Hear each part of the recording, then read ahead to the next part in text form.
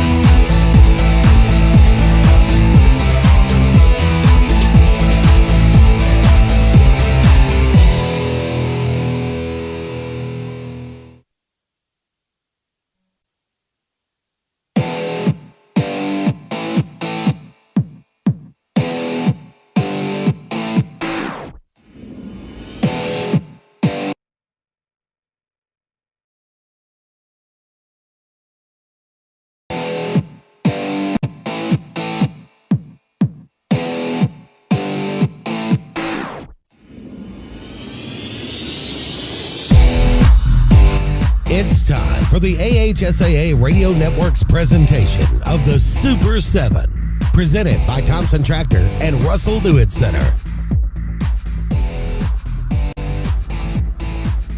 And good afternoon, everyone. Welcome to Bryant-Denny Stadium on the campus of the University of Alabama.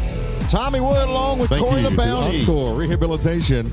As we get set for the class, the AHSAA 1A state championship game. We've got, again, a good matchup coming up here in Class 1A as the Leroy Bears take on the Coosa Christian Conquerors. And again, we should have an outstanding game here in 1A. We have seen last night a very close game. Class 7A kicked us off in an exciting game between Central Phoenix City defeating Thompson there to kick off the weekend. And then Corey LeBounty joining me now, and you just had the opportunity to see a very explosive game in Class 3A earlier today. Absolutely. Mobile Christian was able to explode in the fourth quarter of action, and congratulations to the Leopards winning their first ever state championship after joining the AHSAA in 2006. And expect fireworks here. Maybe defensively, I don't think we're going to have a lot of points offensively scored because Coosa Christian only giving up 5 points per game, Tommy, and you look at Leroy, the Bears only giving up 10.5. So we're going to be in for a tremendous second game, third game overall here in the Super 7. This will be two of the top defenses in the state, regardless of classification, as they go head-to-head. And you're talking about Mobile Christian winning their first state championship. And you talk about Coosa Christian. They won their first playoff game a year ago and then making it all the way to the finals here in 2023. Yes, I mean, you do look at Coosa Christian coming in as far as their overall record, 9-5. Don't let that fool you. Absolutely, you cannot let that fool you. And Leroy, the Bears, being at 13-0, special circumstances for the Leroy Bears in this 1A state champion. Your defending state champion, I know we'll go into talking about the head coaching responsibilities that have kind of been passed down, so to speak, for a great reason. You know, you talk about Coosa Christian. Let's go back to that record. Make sure when we say you don't let that record fool you, here's the deal. They've got 4 forfeits. This year. They opened up losing to Geraldine 26-0. Geraldine played the team that you saw a few moments ago, Madison Academy, last week, played them extremely tough, so you know how good Geraldine was this year. And then they defeat Spring Garden 21-6. They take care of Galesville 49-0, Decatur Heritage 48-0, Valley Head 35-0. They get a forfeit win over a school out of Mississippi. And after that, that's when the ruling came down, and they were forced to vacate 4 of those victories that they had over Spring Garden, Galesville, Decatur Heritage, and Valley Head. Well, that just made this team a little more intense. And talking to Coach Mark O'Brien, basically it was one of those things where he said, hey, you're either going to implode or explode. It's kind of your choice how we react to this. Well, they come back with a 94-7 win over Cedar Bluff. They defeat Woodville 51-0, Victory Christian 49-0. Spring Garden, they had defeated Spring Garden 21-6 in week 2. They meet them in round 1 of the playoffs and defeat the Panthers 28-0 before a 28-6 win over Lynn. They defeated Hackleburg in round 3, 63-13. And then Pickens County last week, the Tornadoes, you know all about their tradition as they go and they fall to this Coosa Christian team 21-12. So again, this team is 9-5, but 4 of those losses were by forfeit, and they have got some outstanding football players on this Conquerors team. I think when you gel as a team, sometimes adversity can bring you closer together, and that's exactly what we've seen here in the past in the AHSAA Super 7, and no different than this year's Coosa Christian Conquerors team, because when you have to forfeit those wins, you find a way to send an exclamation point not only to your team but to everybody else, saying this is the rallying point, and that 94-7 win was the rallying point for this team, and they're excited to be here. And I know Coach O'Brien has done a phenomenal job getting this team chemistry together and making them believe in one another. Well, and you talk about Cannon Wilson when you talk about adversity. Had a terrible injury last year. Didn't know if he would play again. Went through the rehab and talking to Coach Bryan earlier this week, he was not sure if Cannon really wanted to play. He had gotten to the point this summer he was just so unsure after the surgery and everything that he'd gone through with that injury.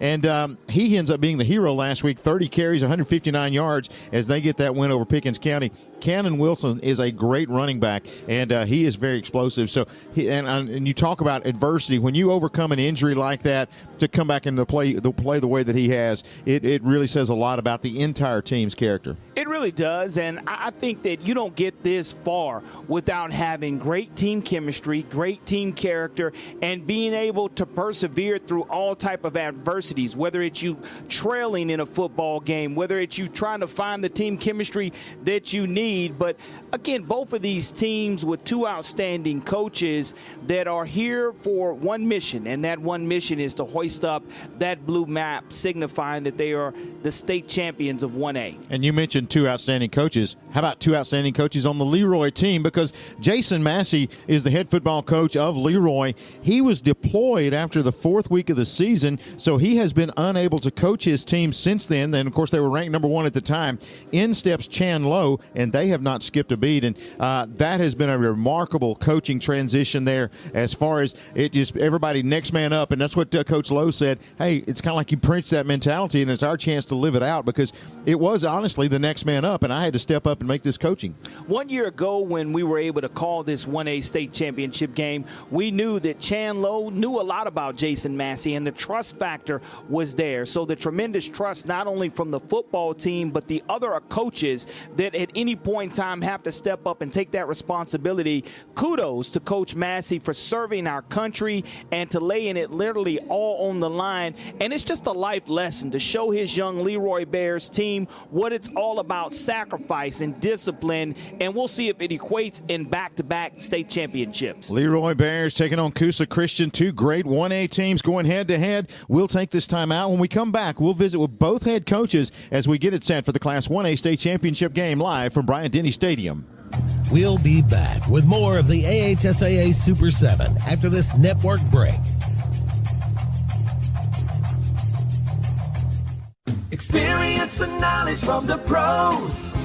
Russell Do-It Center and Building Supply. Russell Do-It Center and Building Supply, locally owned and operated with over 30 years of experience, is very involved in giving back to our community. Our employees offer top-notch customer service with superior product knowledge, no matter the size of the job. Russell Do-It Center and Building Supply have you covered. Experience and knowledge from the pros. Russell Do-It Center and Building Supply. This season, Jack's is cooking up 3 ways to satisfy your hunger. Always fresh, never frozen, hand-breaded chicken sandwiches. Introducing the new Hot Honey Chicken Sandwich. Sweet, kicked up, and delicious. The always fresh fan-favorite cheesy bacon with crispy bacon and warm cheesy sauce, and everyone loves the Southern Fried Classic. The Jack's Chicken Sandwich Trio. Come for one or all 3. Only at Jack's. All about the South. And we're back with breaking news. The new Coke Zero Sugar might be the best Coke ever. That's right, Jim. With an improved taste and 0 calories, the new Coke Zero Sugar is a must-try for any Coke fan. So make sure you... Jim. Jim. We're on the air. Ooh, yes, this tastes like the best Coke ever to me. Your thoughts, Jen? Well, can I have a sip?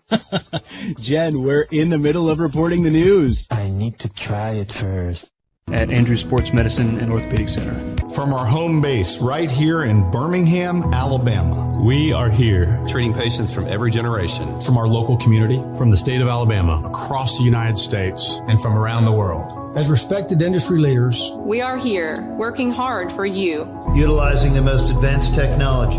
In an effort to provide you with excellence in sports medicine. At Andrews Sports Medicine and Orthopedic Center. You may not be a high school athlete, but if you have a sports-related injury, Encore Rehabilitation and Sports Medicine can deliver treatment that will get you back into your game. Injuries occur every day in all the sports you play. Encore provides physical therapy for minor injuries as well as rehab following surgery. Play hard, play to win. But when injuries occur, rely on Encore. With locations across Alabama, there's an Encore near you. Log on to EncoreRehab.com. Future One's team sales started with a simple idea, a functional scout team jersey for teams who want to win. Their business was built around selling gear in a way that just makes sense. High quality, at an affordable price, with unbeatable customer service. Every coach and team deserves our best effort and the best product, regardless of program size, record, or history. We pride ourselves in having a competitive team that is dedicated to our customers. We work with you to find the right gear for your program at the right price. Future Ones is a corporate sponsor of the AHSAA.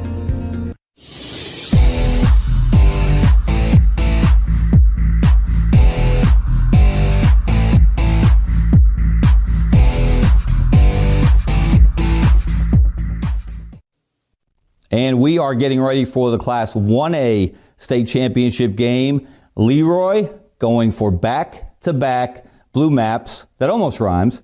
We're pleased to be welcomed by Coach Chan Lowe, the Leroy Bears.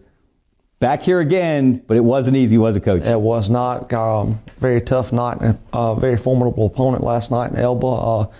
Very physical football team with a phenomenal tailback, and Alvin Henderson. I know everybody in the state knows who that is. A lot of people in the country knows who that kid is, and he is as advertised. And hats off to our kids. They never quit, never gave up, and fought, and we ended up, walking away, scoring one more point than they could. So, I'm very pleased with our kids' effort and how the night went. It was a roller coaster ride. Just in that game, seasons usually can be roller coaster rides, but that game was like an upside down turbo twister, wasn't it? Yeah, just go ahead and add the roller coaster to the season. It already is. Yes. We're up 20-7 at halftime. We fumbled open and kick off. They go score. We put a drive together, get inside our 10-yard line, fumble it again. They go score, and now we're sitting there looking at 21-20 them, and then we fumble the next kickoff. Big return, and we cough it up, and luckily we're able to hold them there to a field goal. They go up 24-20, and we'll get the football back, and our offense went to work. Our quarterback Braden Huebner commands the troops down the field there, and just game on the line. That's a kid who you want the ball in his hands.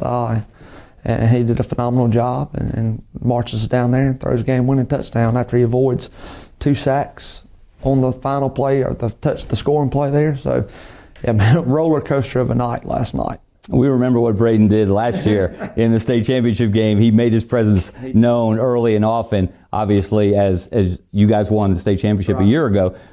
So you are going for back-to-back, different team, different circumstances, especially for you with Coach Massey. You're taking over as the interim head coach. You did a couple of months ago because he was deployed as a member of the National Guard. What has that transition been like for you and for the team? It's been almost seamless, to be honest with you. Our kids have responded the best way you could ask them to respond in that situation. Coach Massey's done a great job over the past 10 years of being at Leroy. He's laid a culture. Our kids know what to expect. Fortunately, in this situation, I've been there 8 years, so I've been there with Coach Massey. I say that's my schooling in football is the Jason Massey brand of football, because that's kind of who trained me up in this profession. So a lot of the way I do things is the same way Coach Massey would have done them, because that's the only way I know how to do them. So our kids have responded, and we've built those relationships over the past 8 years I've been there. Those kids are now that are seniors, like in the 2nd grade when I got there. So it's been really it's been seamless, especially with our senior leadership and, Braden Huebner and Rob Mosley, our offensive lineman, and Taylor Crumley, Jaquan Scott, all those seniors. They've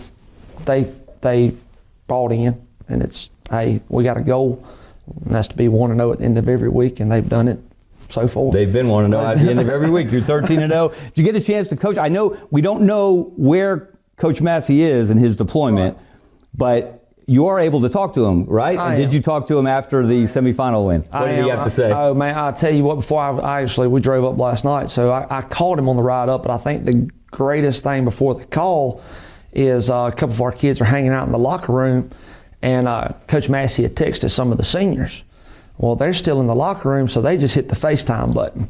And so we all FaceTimed him last night after the game, and he was proud of our kids and proud of the coaching staff. And I did talk to him on the ride up, and that's he said, well, they all probably think I'm crazy where I'm at now because he has internet, so he's able to watch the game.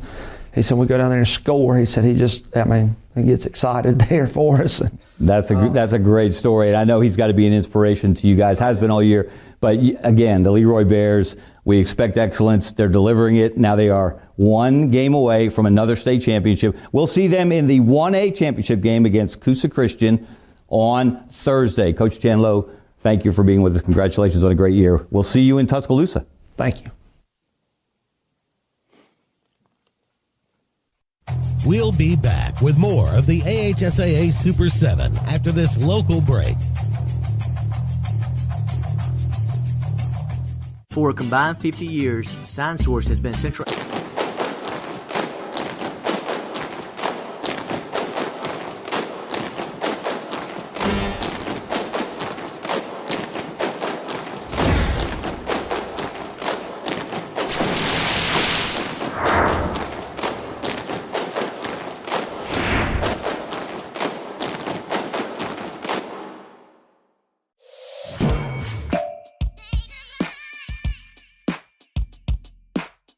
Bama Sheds and Pole Barns, locally and family owned with the best customer service. Custom built to fit your needs with free delivery and setup. Design and price online or stop by and see what we can do for you. Nobody beats our prices and nobody beats our quality. Built in Alabama, made in Alabama. BamaSheds.com.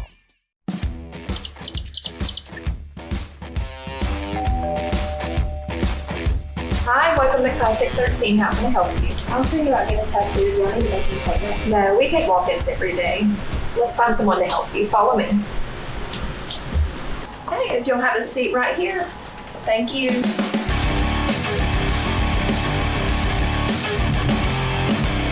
Come down to Classic 13, where good tattoos aren't cheap and cheap tattoos ain't good.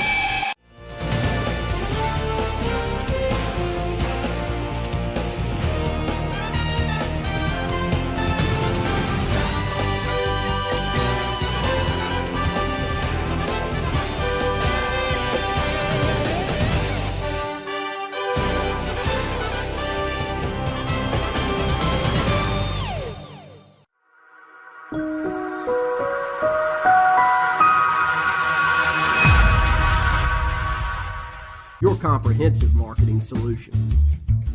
This season, Jax is cooking up 3 ways to satisfy your hunger. Always fresh, never frozen, hand-breaded chicken sandwiches. Introducing the new Hot Honey Chicken Sandwich. Sweet, kicked up, and delicious. The always fresh fan favorite cheesy bacon with crispy bacon and warm cheesy sauce, and everyone loves the Southern Fried Classic. The Jax Chicken Sandwich Trio. Come for one or all 3. Only at Jax. All about the South. Experience and knowledge from the pros. Russell Do-It Center and Building Supply. Russell Do-It Center and Building Supply, locally owned and operated with over 30 years of experience, is very involved in giving back to our community. Our employees offer top-notch customer service with superior product knowledge, no matter the size of the job. Russell Do-It Center and Building Supply have you covered. Experience and knowledge from the pros. Russell Do-It Center and Building Supply.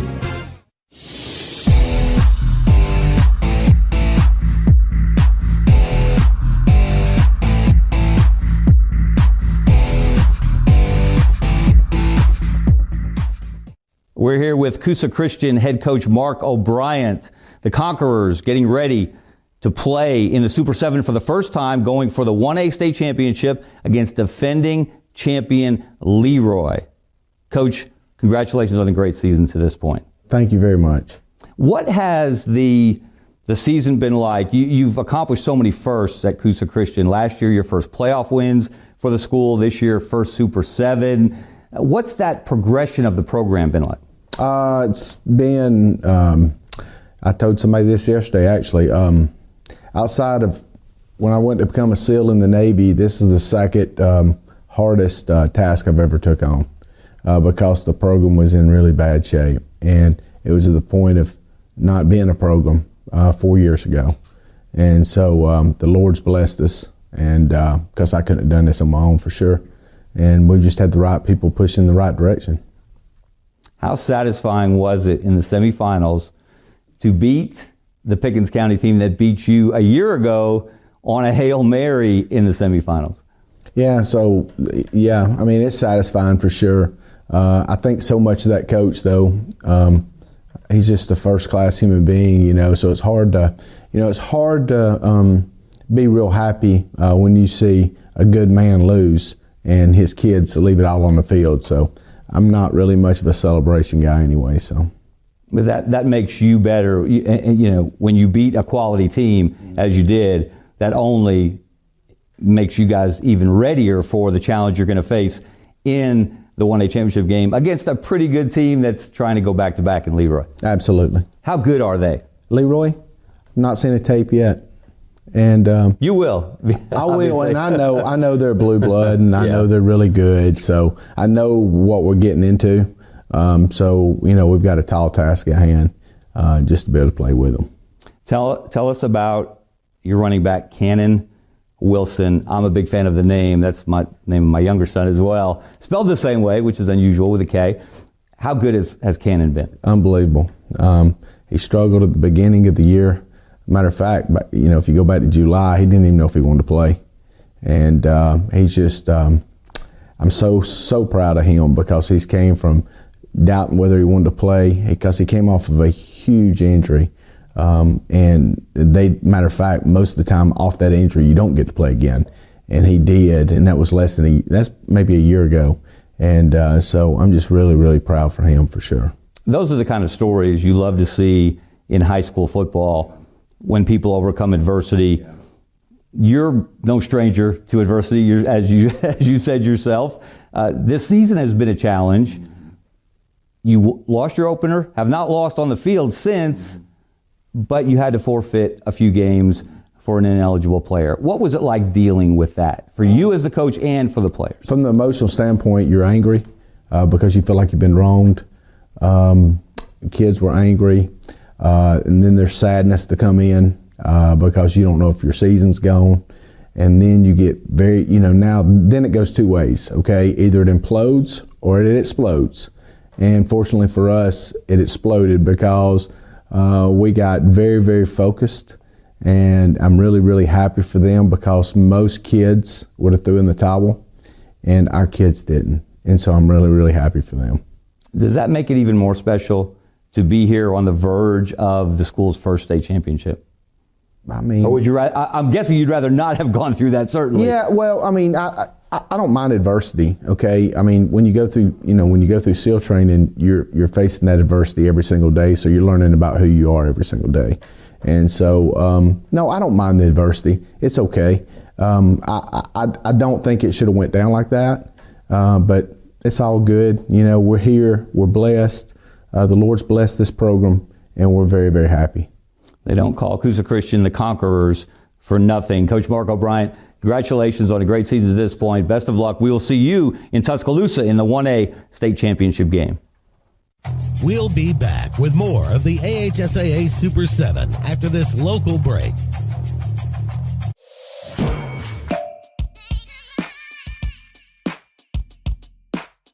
Bama Sheds and Pole Barns.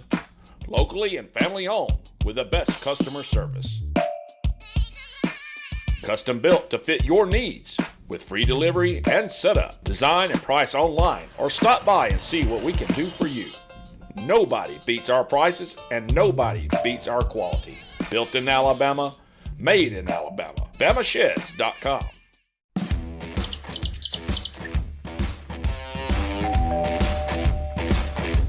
Hi, welcome to Classic 13. How can I help you? I was thinking about getting a tattoo. Do you want me to make an appointment? No, we take walk-ins every day. Let's find someone to help you. Follow me. Hey, if you'll have a seat right here. Thank you.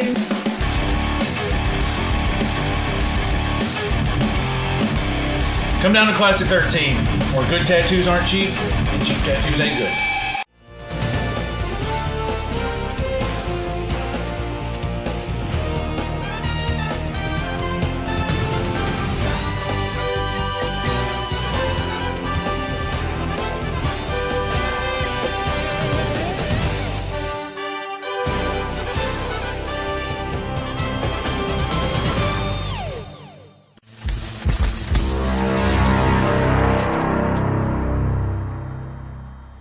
or call today to start at 256-825-0197. So, you're a business owner in need of durable, comfortable work uniforms and hats. Or maybe your high school won the section championship and you want to celebrate with custom t-shirts. Or perhaps you'd like matching tees and hats for your family reunions barbecue. At Lee Apparel, we offer you a full-service production facility right here in Central Alabama. From design to printing, every aspect of your order is taken care of here with real people. Find out more at leeapparel.com or call us at 888-533-6758. Encore is proud to be Alabama's largest privately owned rehabilitation company. Encore's professional team of physical therapists, occupational therapists, speech therapists, and athletic trainers deliver rehab services for individuals following a surgery, an accident, or illness.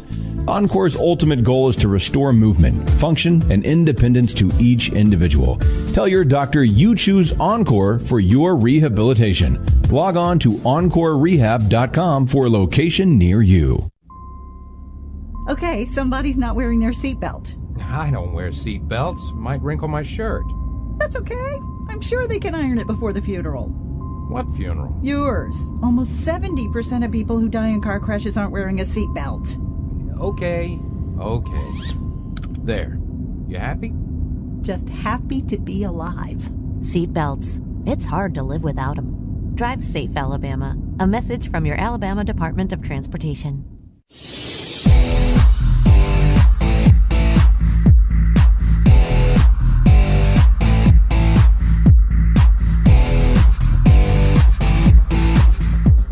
Back at Bryant-Denny Stadium here in Tuscaloosa, Alabama, getting set for the Class 1A state championship game. And, you know, Corey, when you talk about Class 1A, even though this is the smallest classification, sometimes I think it means more to communities like the folks from Coosa Christian and the folks from Leroy. That is just such a small environment. And you know, these teams and players and communities, it means so much to play in a state championship game. It really does, and when you look at this mammoth stadium of 100,000 that it seats, you look at these two communities, they've emptied out their communities to come and support their teams, and 1A football is just as exciting as 7A football for sure, and I know both of these teams are hungry for a blue map. Yeah, they really are, and you know, they've had so much success, and you talk about Leroy, a traditional power, as you go with the blue blood title, that's pretty much what you're looking at there. And Coosa Christian, kind of the new kid on the block. They've contended for the last couple of years for a state championship and had very good football teams and a chance to meet head-to-head here. But, you know, one thing we wanted to mention before we get started, when you talk about service and you talk about leadership, a lot of times we put in serving their country, you know, Dan, and maybe listening to wherever he's deployed to, and we want to say kudos to you and your team and your assistant coaches and your community for rallying not only behind you, but they are a reflection of your leadership. Yeah, we understand that he is able to listen wherever he is. We do not know that location, obviously, but we appreciate him and his service to our country and to these young people because, again, it's just a phenomenal exhibition and a very good example for these kids to follow. And you talk about these two teams are going to meet head-to-head. You look at them on the field. Well, first I'll say this. It's kind of like we're talking about an Army-Navy game coming up Saturday, but instead the uniforms, it's like UCLA versus the Iowa Hawkeyes. Yeah, that's exactly what we're going to give you. And, you know, Tommy, part of being part of the AHSAA radio network is the great job you do demonstrating what we're witnessing, because for those that are streaming or listening online, they're not able to see these classic colors that are being exhibited here in this 1A state championship game. Talking about a classic, we may have one in the making. It's the Class 1A state championship game. We've got one more timeout before we kick things off here from Bryant-Denny Stadium. Stick around on the AHSAA radio network. We'll be back with more of the AHSAA Super 7 after this network break. What value would you gain working with Lee Marketing Group? With 4 divisions under one umbrella, Sign Source, Lee Apparel, R&B Sports Media, and LMG Advertising Agency, Lee Marketing Group offers a comprehensive approach. From logo design, tees and signs, ad placement, and everything in between, LMG can handle it all. For ease of time, cutting-edge, results-driven marketing campaigns, think LMG. Lee Marketing Group, your comprehensive marketing solution. Are you ready for Southern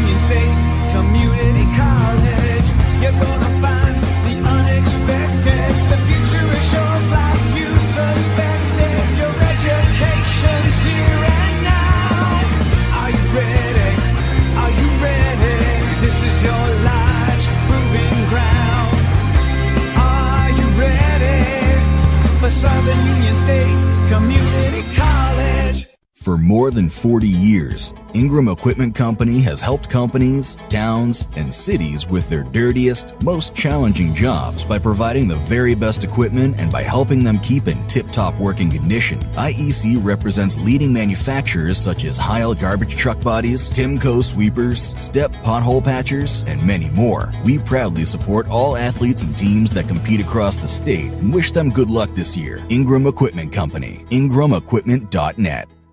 Joining the Army National Guard to serve part-time as a soldier is a life-changing decision, and it's a decision that also comes with opportunities. Soldiers can learn valuable and transferable job skills. They are eligible for education and health care benefits that can ease or eliminate some financial burdens. Plus, soldiers receive payment for every day spent in part-time service, adding to their civilian career's income. Learn more about these and other opportunities from your local recruiter or at NationalGuard.com. Are you ready for a real education that fits your life?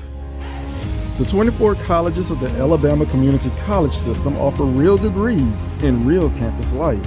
Full-time or part-time, there are options for everyone, from adult education and certifications to degree programs and workforce training. Experience real-life education at its best, your version of success in your community on your time. Visit accs.edu and begin your journey at your local community college. Growing your business isn't just one thing, it's a million little things. Should you lease, rent, or own? How fast can you get that part? Does it fit the budget? That's what your local CAT dealer is here for. With expert advice, flexible financing, and industry-leading equipment, you can get the job done, day after day. Visit ThompsonCat.com, your compact equipment provider.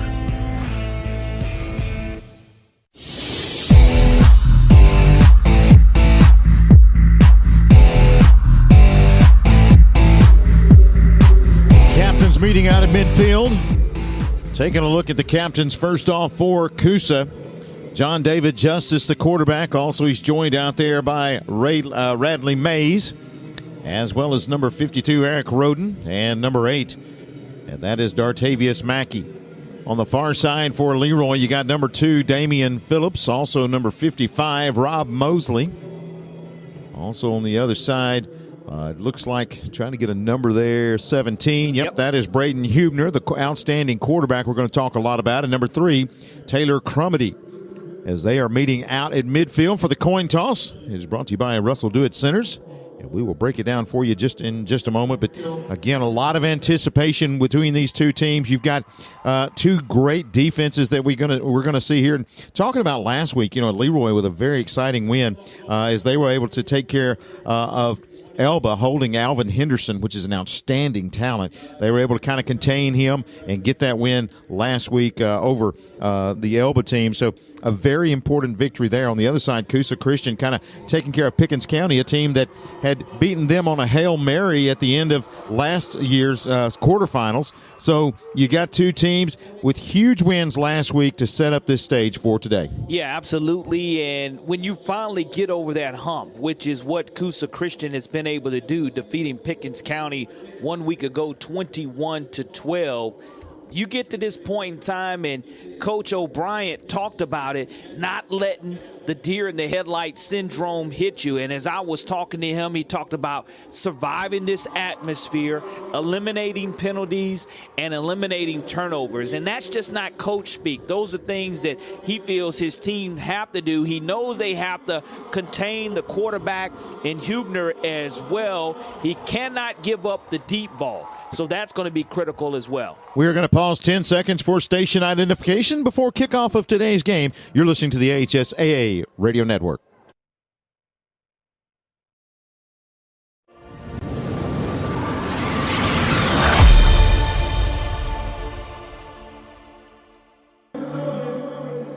Looks like that the Coosa Christian Conquerors will be receiving the opening kickoff.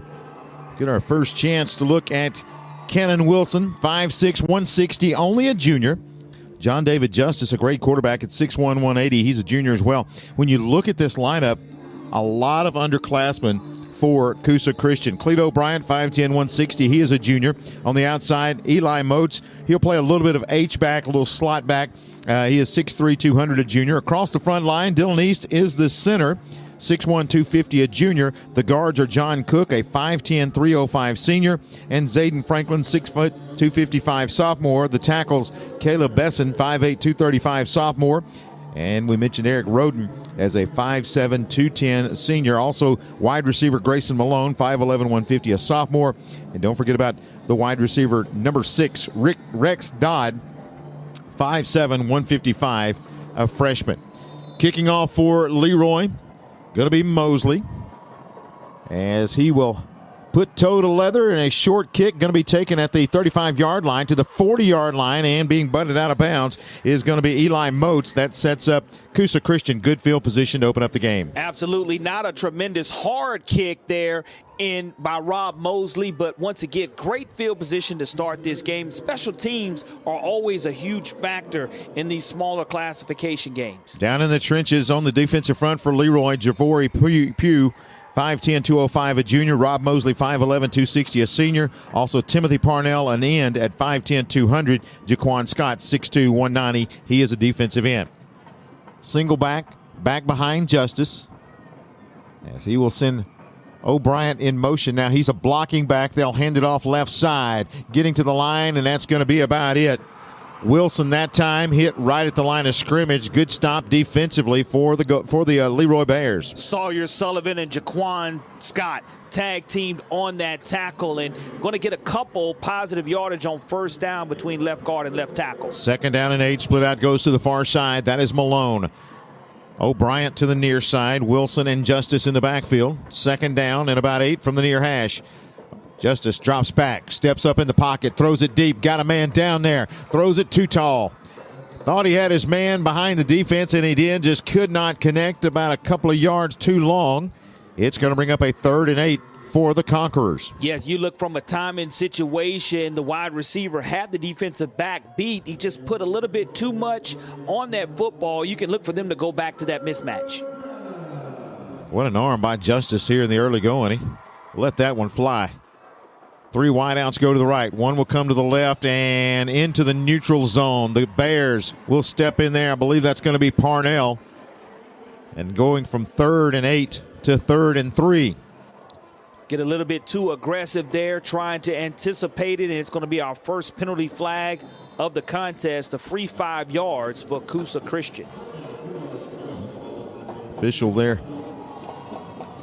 goes with the all sides call, and now they'll go to the run. This is going to be Justice. Left side hit, falls forward. It's going to be close, depending on the spot there. The official on the near side. Going to be short, Tommy. Yeah, it's going to bring up, it looks like 4th and about a half yard. Nope, the official on the near side said it's a first down. I love the fact that they're communicating, and we talked about the officials coming together. Not your ordinary crews. It's an all-star crew with crews from all over the state calling that. 1st down and 10 for Coosa Christian. They are at the 48-yard line of Leroy. Opening drive of the game. Class 1A state championship. This time Justice going to leave it on the right side, and not a whole lot that time for Wilson. He is tripped up at the line of scrimmage. Check that. That's number 25 instead of 22, and that's going to be Hester on the carry there. Gain of about a half yard. 2nd down and long. So Hester back there with Justice. To the near side, you've got Malone and Johnson. 2 wideouts go to the other side. It'll be the give to Hester. Hester bounces, makes one man miss. Good move in the hole across the 40-yard line. He'll take it down to about the 38-yard line. He is close to another Leroy first down. Very patient there in his running between guard and tackle. Was waiting for a block to come open, and he hit the hold in and exploded for the 3rd and short. 3rd down. We'll call it a long one, maybe even a short 2. Going to be Justice on the quarterback keeper, and I don't think he got there. That is good defensive pressure up the middle that time. Rob Mosley on the bottom of the pile. Also Pugh is in there as well. It's going to bring up 4th down and a yard. He will gain 1 on needing about a yard and a half, so we'll say 4th and about a half yard. Ball at the 39-yard line, and I think Coosa Christian's going to go for this. Absolutely. You're in the shotgun formation, Tommy, which always bothers me on 4th and inches or 4th and short, but nonetheless, that's what they do. Justice in the backfield. He'll give it off Hester. Hester powers his way to the 35-yard line. That's good for a first down.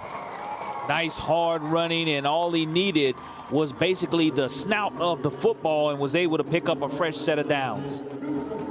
Hester in the backfield. We've not seen as much of Cannon Wilson here early as we anticipated.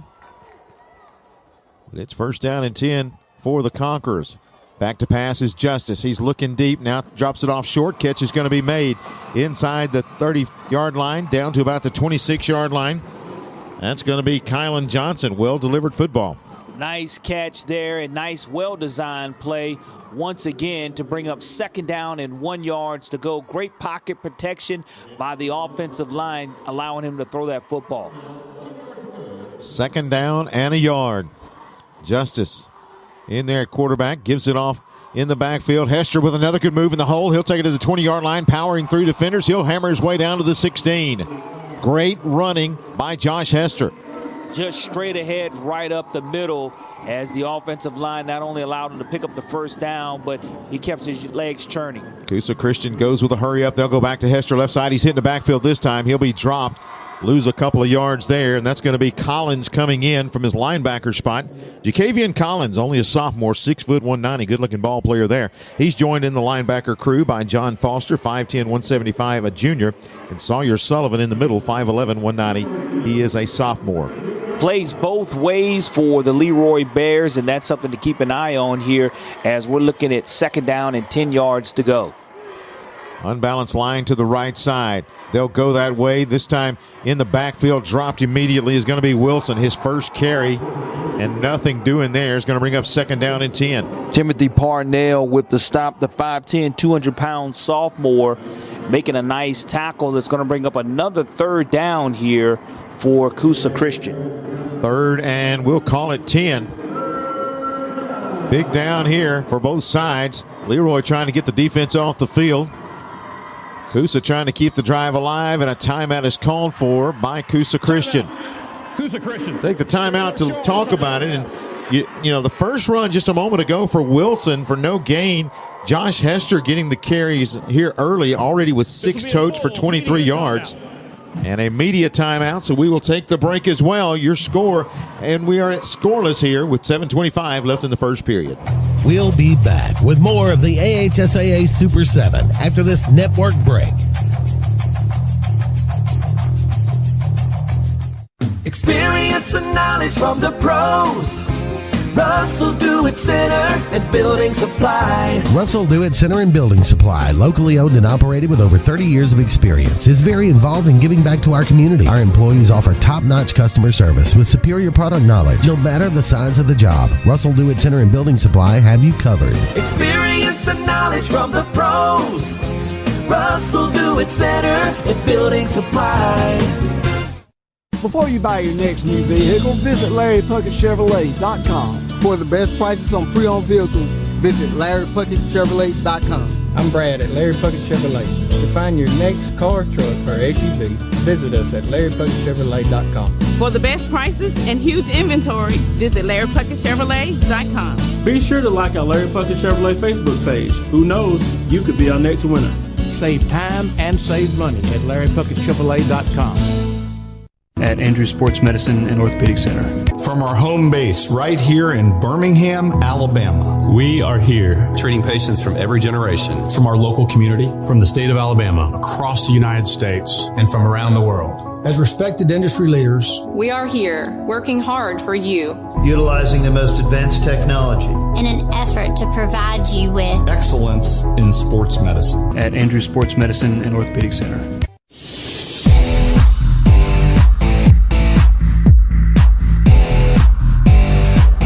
7:25 left here in the first period. Coosa Christian has taken the opening kickoff, put together a very good drive, Corey, and now face a 3rd down and 10 deep inside Leroy territory. 11 plays, 40 yards, 4:35 so far to open up the contest. And if we're going to have a low-scoring contest and limit possessions, that's a great way to do it. Malone comes to the near side. The eye backfield back behind Justice on 3rd and 10. They'll fake it, roll out left.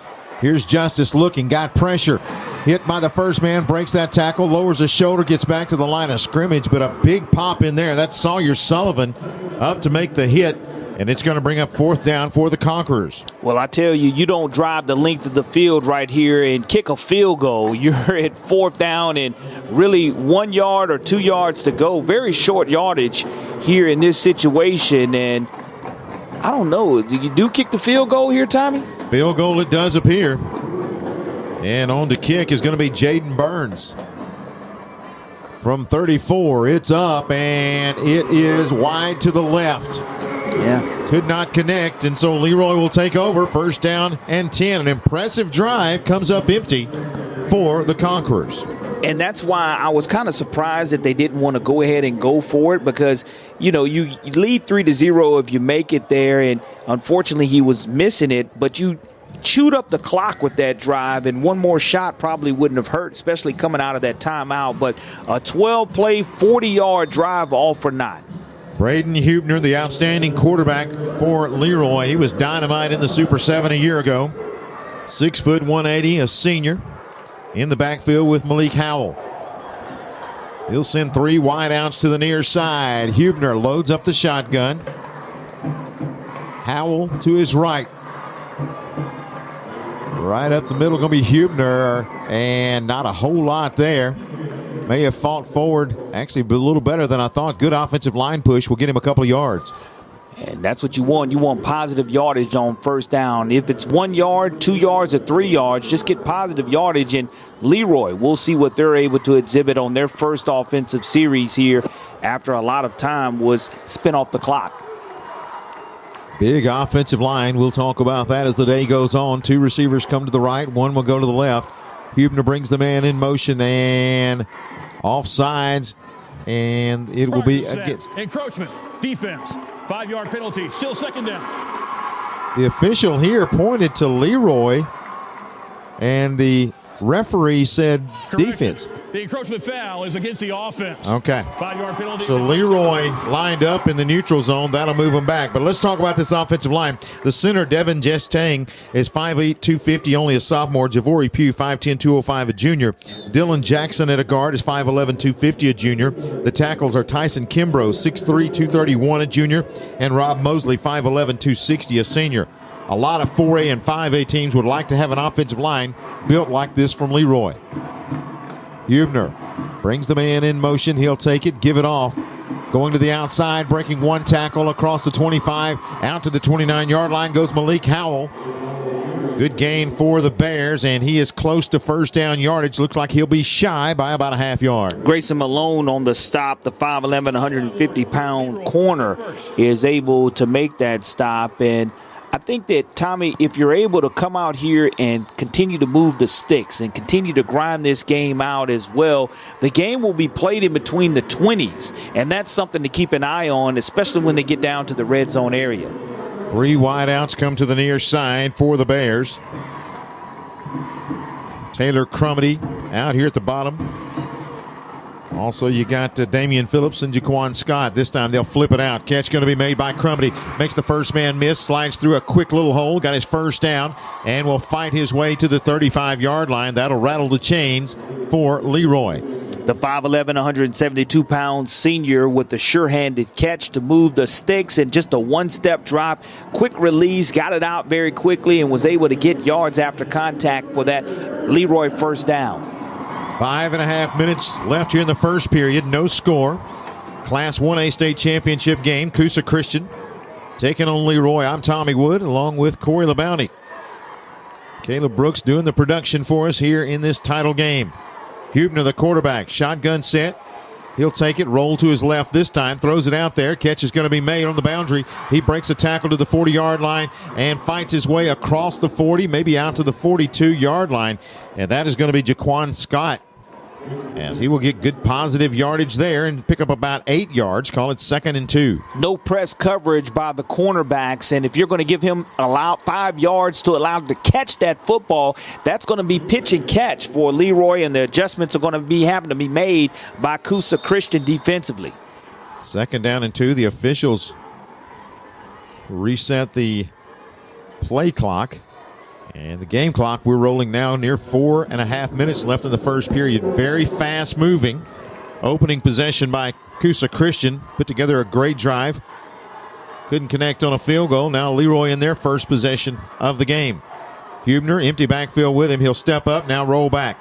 In trouble, flips it out in the flats, too high. Had his man out there, couldn't connect with him.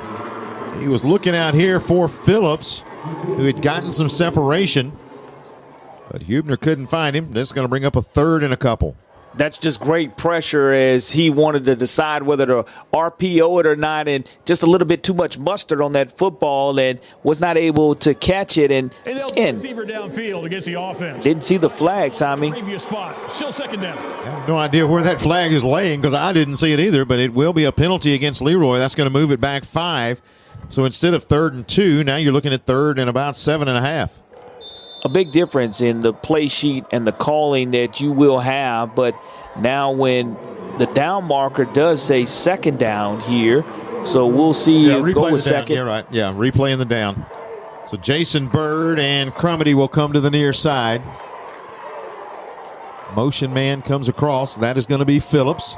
Hubner back. Hubner throws it. He's a little too wound up. It looks like that one just too tall, and then a penalty flag comes in late in the area of holding, but a personal foul. Roughing the passer against the defense. Wow. 15-yard penalty automatic. Roughing the passer going to be the call against Coosa Christian, and that's going to be 15 yards and an automatic first down. A little bit too tall for Jason Bird there, but they're going to protect the quarterbacks at all costs, and you're going to get an automatic first down in that situation. And this Leroy Bears drive continues to survive here after that 15-yard penalty. Pretty good headbutt right there to Hubner, and that's what they're going to get called every time, leading with a head and kind of a collision there. And it brings up 1st down and 10 now for Leroy. They'll reset the offense, move them to the right side. Hubner and bobble on it, and a timeout by Coosa Christian. Prior to the snap. Wow. And the ball had popped loose. That's the thing about it is he went to hand it off. It was missed mesh, as you would call it, because the mesh point was not right. So the ball falls. It could have been a fumble, but the timeout before the play, Coosa Christian had called it, and now Leroy will avoid a very big turnover. And you're also looking at your second charge timeout for Coosa Christian, and we've seen timeouts be a factor in regards to game management in the second quarter as you're in that hurry-up offense or you want to stop the clock to get the ball back. So keep an eye on the fact that Coosa Christian has called 2 early timeouts, but 2 long drives, one that led to a missed field goal to open the game for Coosa Christian, and now the current drive, 4 plays, 33 yards, almost 3 minutes of time of possession here for Leroy. You know, I talked before we went on the air, teams that come here the first time, I talked to a coach about how fast things move. It's got to be ultra speed right now the way this first period has moved. I mean, again, it's something you got to adjust to, but here today, this quarter seems to be moving a lot faster than I was even anticipating. Absolutely. 4-14, Tommy, as both teams and spotting the ball quickly, whether it's the running or the pace that they're playing at. You have to love it here early in this 1A state championship game. Crumity will come to the near side. Looks like Scott goes to the other side. Hubner and Howell in the backfield for Leroy. 1st down and 10 at the Coosa Christian 48. They'll go to Howell. Breaks the tackle on the right side. Loses the football and it's recovered. Coosa Christian's going to fall on it. We said they avoided it with the timeout. This time they do leave it on the turf, and pouncing on it is going to be Josh Hester. Great job of Hester being Johnny on the spot, and not great ball security. You want to have that ball high and tight to your chest, and he did not secure that football. He lost it basically running into his own man, and who's going to get credit for the strip is Eli Moats for Coosa Christian. Now they take over on their second offensive drive in their own territory. Still scoreless, 4:08 left here in the first period. Here comes Coosa Christian. Two receivers go to the right. Now coming across the motion is going to be Moats. Justice takes it, going to keep it left side and finds a little gap across the 45. He'll fall out to about the 47-yard line. Good stop by Leroy. That is going to be Jason Bird coming up from his safety spot to make the hit. Well, anytime you have a second-level player having to come up and make the stop, though, that's never a good thing. And you do look now at 2nd down and 5 yards to go for the Conquerors. Split outs are either way for Justice. He's got O'Brien as well as Hester in the backfield with him. This will be Hester. No, check that. That is not going to be Hester. That is going to be Cannon Wilson, and he'll get his first big gain across the 45-yard line. He'll take us down to the 42, and Coosa Christian's got a first down. 3:30 remaining here in the first quarter, 0-0 our score, and Coosa trying to take advantage of the first turnover of the game.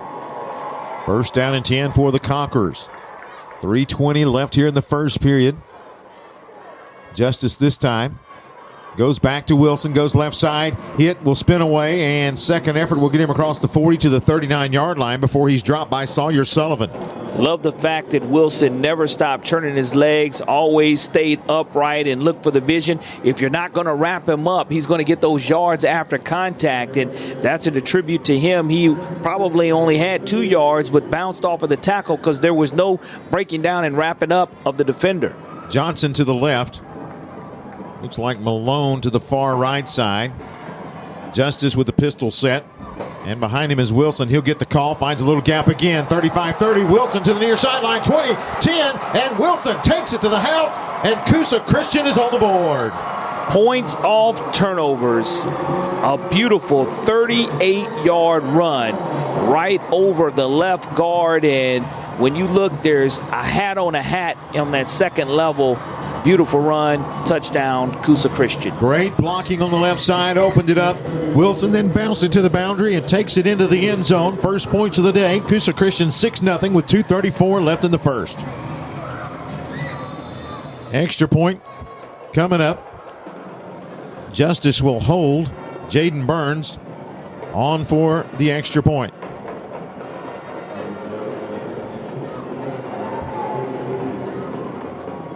Snap, hold, kick is up, and this kick is good. Burns gives Coosa Christian a 7-0 lead over Leroy here in the 1A state championship game. Impressive drive that time. 4 plays, 58 yards, 1:34 off the clock. And when you look at the stats right now, Coosa Christian in control of that with 93 yards of offense. Leroy with only 33. Points off turnovers. I mean, Leroy had a great drive going, and all of a sudden the ball squirts out. And when it squirts out, Coosa Christian was able to capitalize off of that, and that's something to keep an eye on because so far in the 7A game, we had 6 turnovers.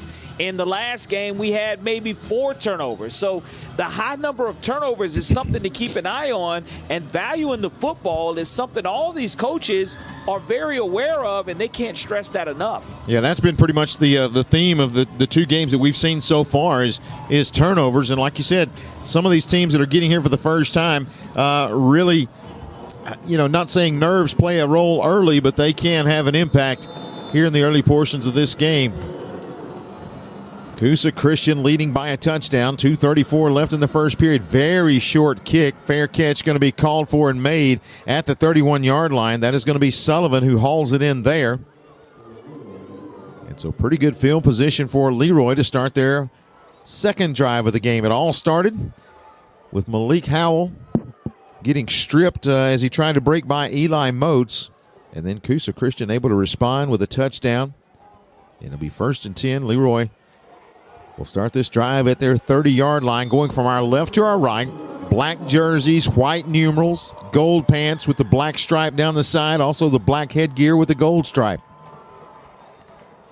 Coosa Christian, all whites. Little Columbia blue numerals and the gold headgear. Hubner takes it, gives it off. Trying to bounce it out is Howell. He can't do it. Good stop out there. I believe that's going to be O'Brien up to make that hit, and he'll stop him there. Not much of a gain. Brings up 2nd and long. Well, on that kickoff, Tommy, something you don't see much of. You know it's going to be a pooch kick when the kicker lines up 3 yards directly in front of the football. A sky kick there. Leroy was able to field it with a fair catch, but we'll see here defensively if Coosa Christian can play with momentum. Hubner along with Howell in the backfield. This time Hubner rolls out to the right, flips it out here. Catch going to be made by Scott. Couldn't keep the feet in bounds. He will get the catch, but as he turned to go off field, steps on the out-of-bounds stripe. And that'll pick up about 5 yards. So we're going to call it 3rd and 5 for this Leroy offense. That catch by Jaquan Scott, the 6'2", 190-pound senior. And once again, another 3rd down for Leroy. And so far you look at Leroy being 1 out of 1 on 3rd down. We'll see here, though, on 3rd and right at 5 whether they can convert. They'll send trips to the left side. Hubner in the backfield. He's joined this time by Collins. Threatening the blitz. Coosa brings him. Hubner back in trouble. Going to throw it. Catch is going to be picked off by Cleto Bryant. Bryant down the far sideline. 35-30. Bryant inside the 25, and he will be ripped down at about the 22-yard line. But Coosa Christian with great field position again.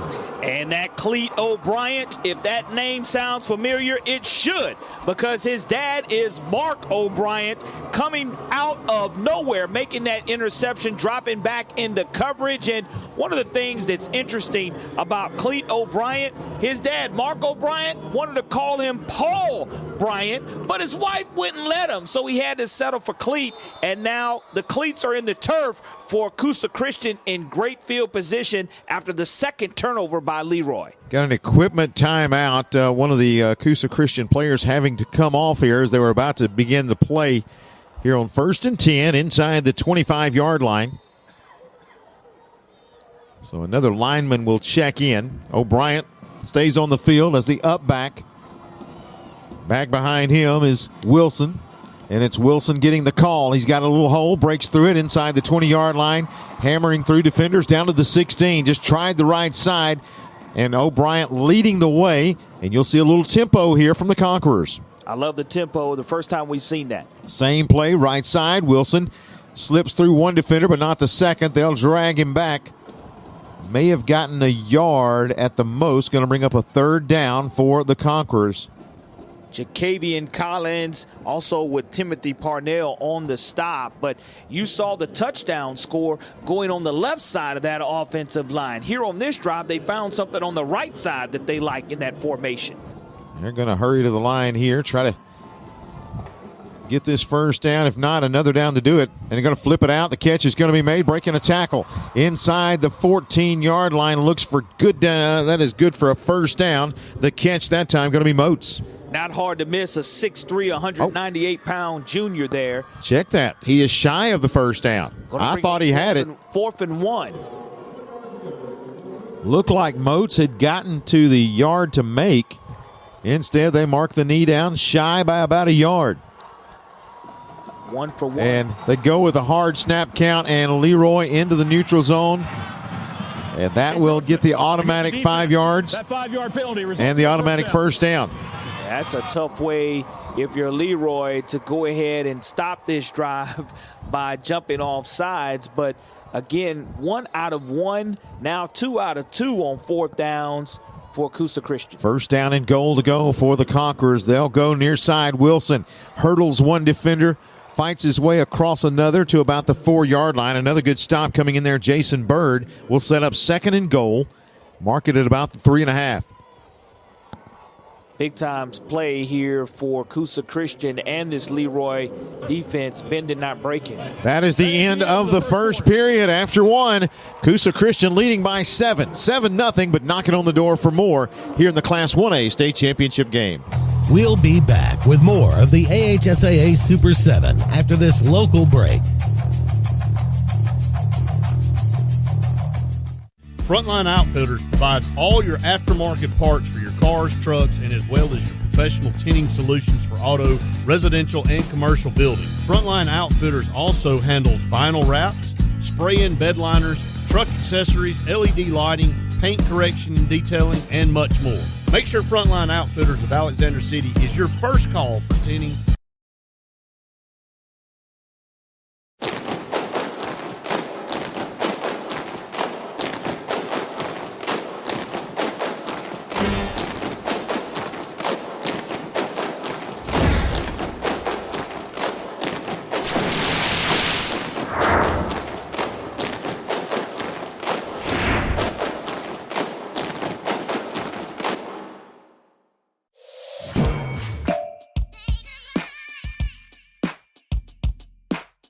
Bama Sheds and Pole Barns, locally and family owned with the best customer service. Custom built to fit your needs with free delivery and setup. Design and price online or stop by and see what we can do for you. Nobody beats our prices and nobody beats our quality. Built in Alabama, made in Alabama. BamaSheds.com.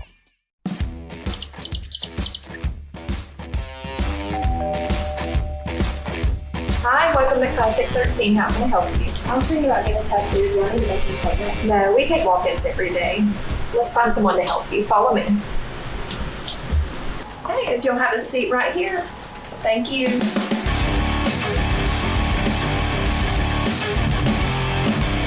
Come down to Classic 13, where good tattoos aren't cheap, and cheap tattoos ain't good.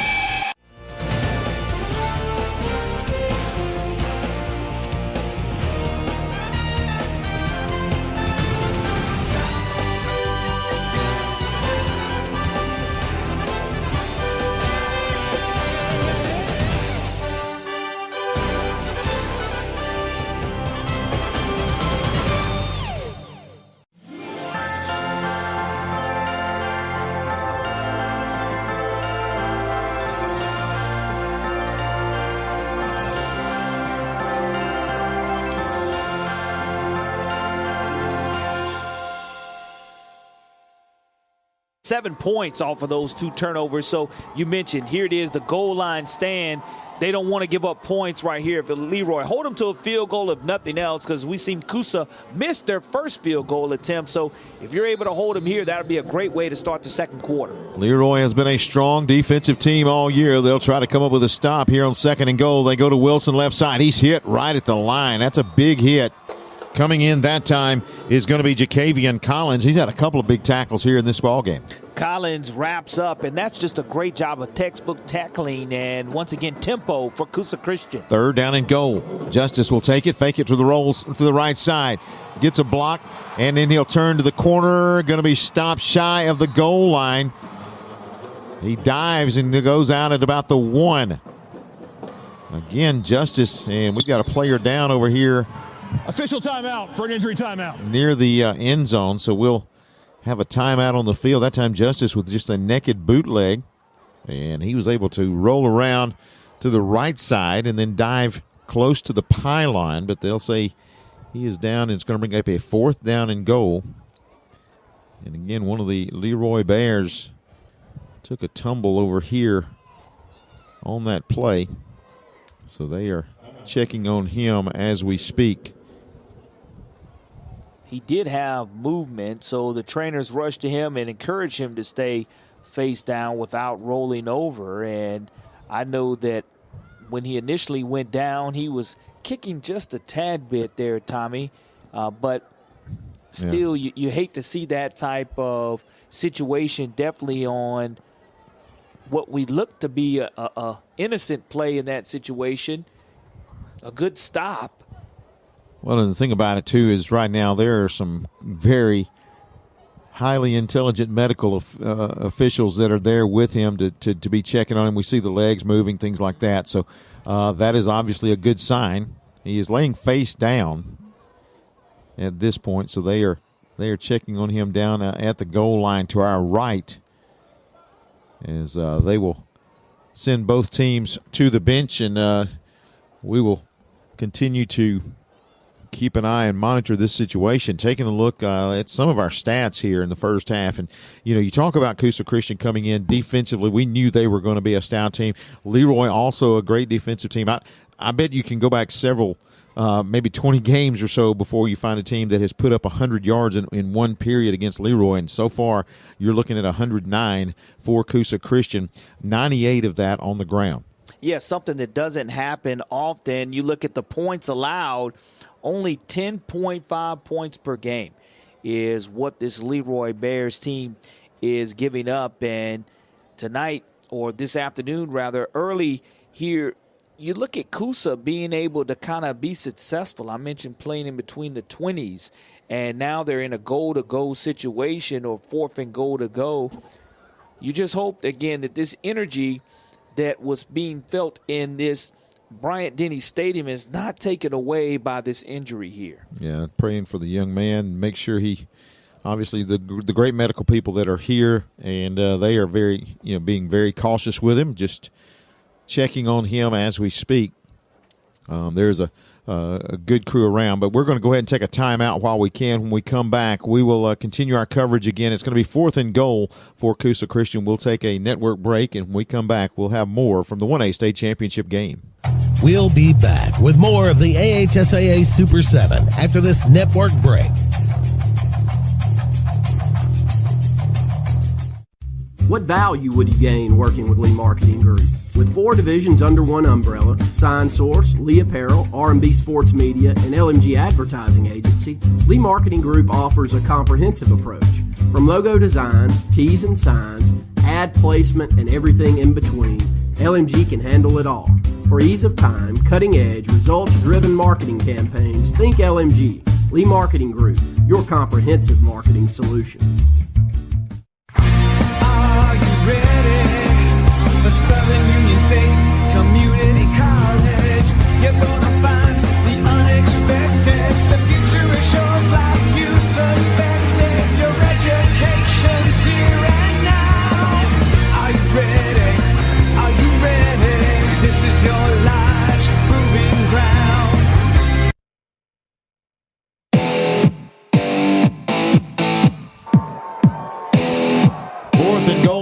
Coosa Christian's got it deep in Leroy territory. The injured player has been escorted off the side and walking under his own power, which is a good sign. Big play right here. Handoff and diving into the end zone is going to be number 22, Cannon Wilson. He'll score again. And now the Conquerors take a 2-score lead over the Bears. Huge play for Coosa Christian right over the right guard and right tackle on that right side of that line of scrimmage. And you needed the 1 yard, and he was able to get more than 1 yard. He probably could have gotten 6 or 7 had he needed that. But a big-time score to start the second quarter of this 1A state championship game. Jaden Burns on for the extra point. Out of the hold of John David Justice.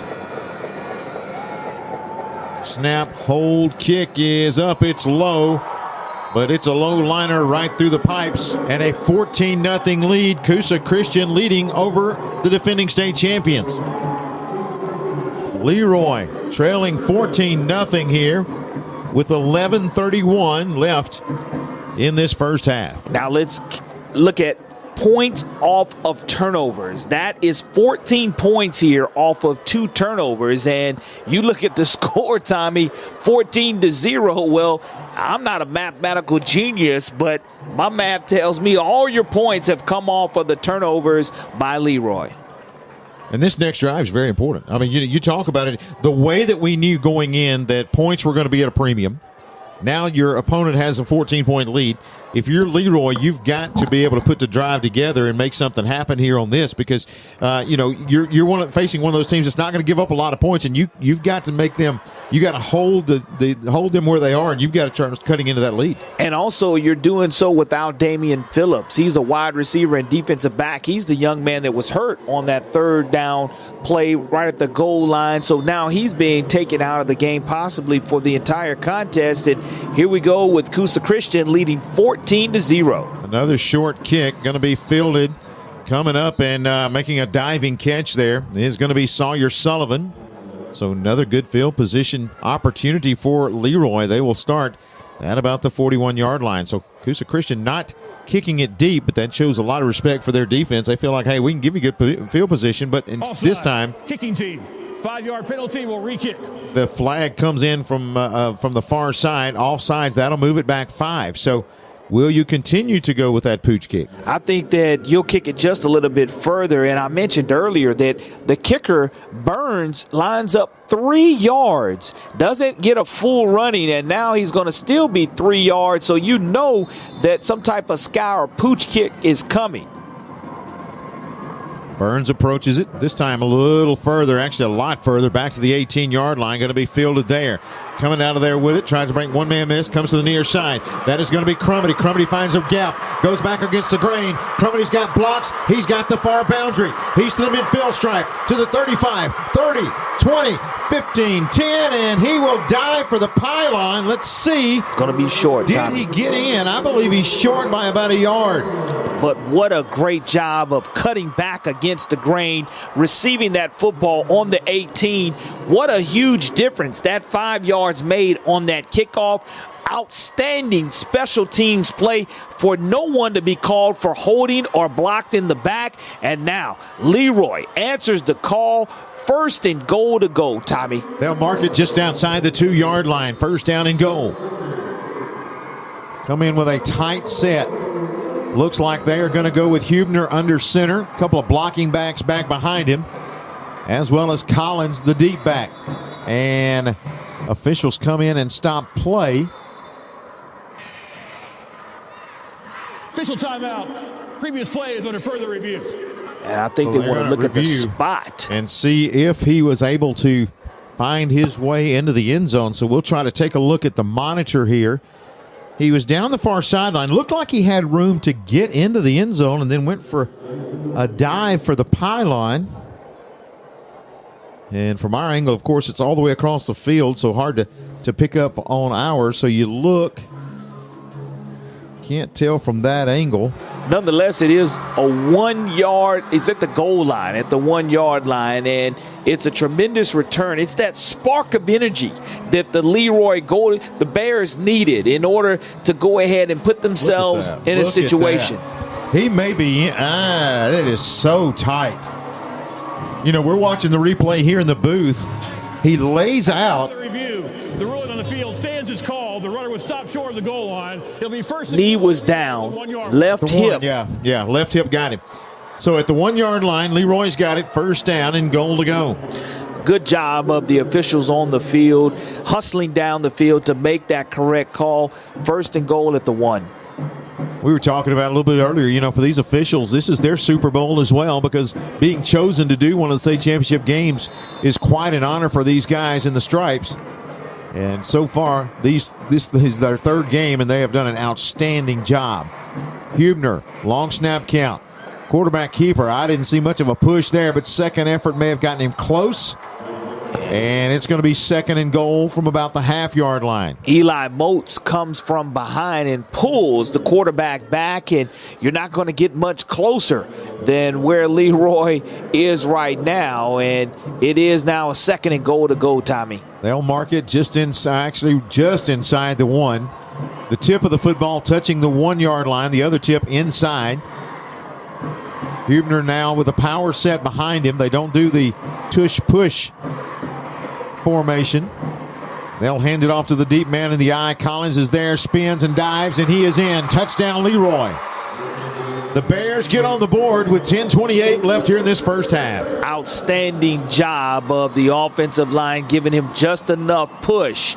And once again, set up by the dynamic return. And Leroy, welcome to the 1A state championship scoreboard as they refuse to be blanked here in the first half, scoring their first 6. Mosley on for the extra point for the Bears. Huebner going to hold it. Straight on kicker. Gotta love it. The kick is up, and old school, it works just fine. It's through the uprights, and a 14-7 lead now for Coosa Christian as Leroy gets on the board. I just like the straight-on kicker. I mean, it's a good throwback to when back in my day, man. It is, and we have two kickers here that approach this thing very interestingly. You look at the ability for Rob Mosley to be on that straight-on kicker, and then you look on the flip side of that, Jaden Burns lines up 3 yards away from the kick, not getting a lot of momentum going into the kick. But again, Leroy answering the call on special teams, giving themselves an opportunity for a goal to go early. 14-7, our new score. Brand new ball game now for Leroy. And you and I talk about momentum all the time. Uncle Mo, we'll see if he shows up and stays on the Leroy sideline or decides to visit Coosa again. Mosley going to kick it away for the Bears. Again, only 2 steps away. He'll pooch kick it. This time, catch with an opportunity to return. Not a whole lot of room there. Going to be stopped at about the 38-yard line. That's where Coosa Christian will start, first down and 10. Pretty evenly when you look at the total yards in regards to passing. 19 for Leroy, 11 for Coosa, but rushing is a totally different story. Coosa with 99 rushing yards, Leroy with only 20. First down and 10 for the Conquerors. Mark it at, looks like about the 38-yard line. They're going left to right. The all-white uniforms. 2 receivers left. Now here comes O'Brien in motion. They'll hand it off. That's to Wilson in the backfield, and he is met by a sea of Bears. Big stop in there again. Collins, who scored the touchdown a moment ago, there to finish him off. Derwin James, also the linebacker, 5'6", 180-pound 8th grader, out there for Leroy, making a difference also. Second down, and we'll call it about 12 yards to go. Justice brings O'Brien in motion. Now he'll line up as an up back. This time they'll go to O'Brien. He is chopped down. Ball pops loose, but Coosa Christian gets back on it. They will say that O'Brien was down. Minimal gain on the play. Brings up third down. And looks like about 9.5 for the Conquerors. They go with a hurry up. 2 split outs left. 2 come to the right. 3rd and 9. Justice takes the shotgun snap, and a flag comes in. Step infraction against the offense. 5-yard penalty. Still third down. Tommy, only 1 out of 5 on third downs is Coosa Christian. Will this change the dynamics of the play calling of head coach Mark O'Brien? Moves it back, makes it 3rd and about 14.5. Snap infraction, the call against the Conquerors. So 3rd and long. Leroy trying to come up with a defensive stop here. Justice steps back to pass. Going to look deep now across the middle and going to be knocked away. That is good blanket coverage right there. The pass was intended for Kylan Johnson. And Damian Phillips returns after being injured there and treated for some 10 minutes on the sidelines. He's the defender on that play. Great to see him back into the contest. So punting time for the Conquerors. Going to be, is that Moats back there to punt? No, check that. That is going to be Jaden Burns, as he will punt it away. Special teams came up golden for the Bears a little bit earlier. This time it's going to roll out of bounds. They'll mark it at about the 25-yard line, and that's where Leroy will start, first down and 10. So Coosa Christian led 14-0. A big special teams play set up Leroy. They go in from 1 yard out, making it 14-7. They come up with a 3 and out. So now the Bears with an opportunity to cut further into this lead. Momentum. Now you're looking at, we'll see if Braden Hubner is able to get any type of confidence in the pocket or any type of rhythm offensively. We'll see if Leroy's able to chew up this clock as well. And I know with 9 minutes remaining, Leroy would love to have a quick strike or some type of momentum that stays over there on their sidelines. But Leroy has been unable to really consistently move the ball here in this first half, even though they've cut into the lead. They'll go back to the running game here. A little bit of room for Collins. He's got 10 yards. He's got 15 near side 45. Breaks a tackle to midfield. My goodness. He is running hard, and a big first down by Jacavian Collins. Absolutely lowered the boom. He initiated the contact. Did Jacavian Collins, the 6 foot, 187-pound sophomore, does a tremendous job, though, of following the blocks in the open hole or on the left side of that offensive line is what opened up that huge run. And, that was all attitude because he had an opportunity to step out of bounds after about 12, 13 yards, and he lowered his shoulder and was able to rattle it forward to about the 48-yard line. Huebner will fake it, throw it, catch it, can't hang on. Look for Phillips, threw it a hair behind him. Phillips couldn't pull it in.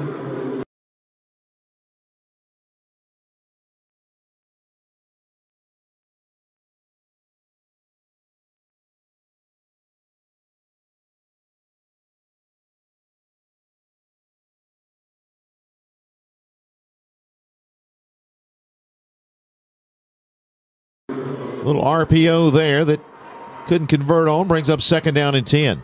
Going back to that 24-yard run that Jacavian Collins did have, that's the type of mental attitude, the type of toughness you want your team to exhibit here, and it's going to bring up a huge play here for Leroy on 2nd down and 10. In the backfield is Collins along with Huebner. He's got 3 wideouts to his right. He'll take it. Give it off to Collins, breaks 1 tackle, cuts back, got running room, got 5. He'll get his first down, and Collins running like a man possessed, going to pick up another 14 yards and another Leroy first down. He runs downhill. He's straight up and down when he runs very high, does not keep a low pad level, but he's able to cut back against the grain and runs with tremendous power, is able to finish the run. Another first down for Leroy. Looking for Collins.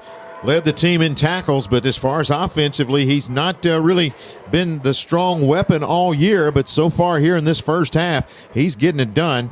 41 yards on 3 carries. Stays in the backfield with Huebner. He'll take it, flip it on the outside. Catch is going to be made inside the 30-yard line, now down to about the 26-yard line. And there goes Damian Phillips, his first reception of the day. And that's going to be close to another first down. They'll say shy by about 1 yard. Sets up 2nd down and 1 for the Bears at the Coosa Christian 26-yard line. Redemption on that last drop pass for Damian, and able to come in with that one. And a nice drive here. 4 plays, 49 yards so far. Huebner and Collins in the backfield. 2nd down and short. They'll go to Collins, finds another hole. He's got another first down, and will take it to the 20-yard line. He does run upright, but once again, another powerful first down run. And you look at the first down so far by Leroy. Now 5 first downs, and this will be the 6th play of this drive upcoming. Collins, the power back, and I think that if you're on the other side and Coach Chandlo said, hey, this is going to be a power game, you're going to have to go with some bulk. So far, getting it done. Breaking a tackle again and taking it inside the 20 to about the 16-yard line. Once again is Collins. Well, he's definitely been the workhorse here for Leroy. And again, you see him running straight up and down. And once he gets that full head of steam, that's when he creates his yards after contact. Doesn't have great acceleration coming out of the hole, but if you allow him and don't wrap him up, that's when his strengths are with his running ability. Clock rolling, 6:44 left here in the first half. The score, 14-7, Coosa Christian on top. Leroy driving at about the 16.5-yard line. Huebner going to keep it this time. He'll find his way through a hole inside the 10-yard line. He'll pick up the first down. Going to be 1st and goal from about the 7-yard line for Leroy. A design quarterback draw, just following behind this big offensive line. Makes a great decision on the left side of that offensive line to follow it. And now, like you said, Tommy, 1st down and goal to go on the 7-yard line of Coosa Christian. I said when they opened this drive, we've not seen them consistently accomplish much on the ground. This drive, it's been pretty much good run, a mix of run and pass, but mostly on the ground. Flip it on the outside. Catch is going to be made. Phillips bounces it outside. Phillips to the 5, dives toward the end zone. Did he get in? He'll step out at the 2. He dove inside, but the foot does come on the boundary That's a great effort. Like you said, Damian Phillips wanted and smelled that pylon, that left pylon here at Bryant-Denny Stadium. They're going into the end zone that says Crimson Tide in the white letters with the crimson paint there, trying to stretch out and find that pylon, was not able to do so. Yeah, the left foot did step on the boundary. Are we going to review this? Because Leroy. Yeah, just a timeout. They will take the timeout here with 5:55 left in the first half, 14-7. And we will take the media timeout as well. We've got 5:55 remaining in the first half. Leroy on the move here in the 1A state championship game. We'll be back with more of the AHSAA Super 7 after this network break. Putting together a winning drive 30 long from the shotgun. Takes focus, determination. There's the snap, dropping back. And that powerful form of energy. Scrambles to his right, looking downfield. Called belief. Launches it toward the end zone. That belief in a team, in a community of fans, in each other. Touchdown! That powerful energy connects us all. Alabama Power is a proud supporter of football across the state. Power for a better Alabama. Frontline Outfitters provides all your aftermarket parts for your cars, trucks, and as well as your professional tinting solutions for auto, residential, and commercial buildings. Frontline Outfitters also handles vinyl wraps, spray-in bed liners, truck accessories, LED lighting, paint correction and detailing, and much more. Make sure Frontline Outfitters of Alexander City is your first call for tinting and aftermarket solutions. Call us today, 256-409-8100. Are you ready for a real education that fits your life?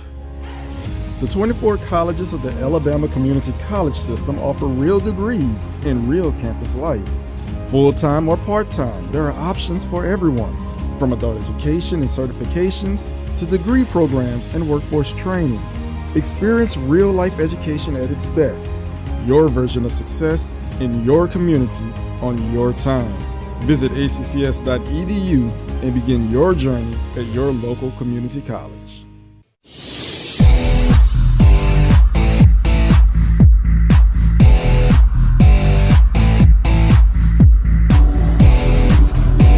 To 7 our score. Coosa Christian leading over Leroy, the defending state champions.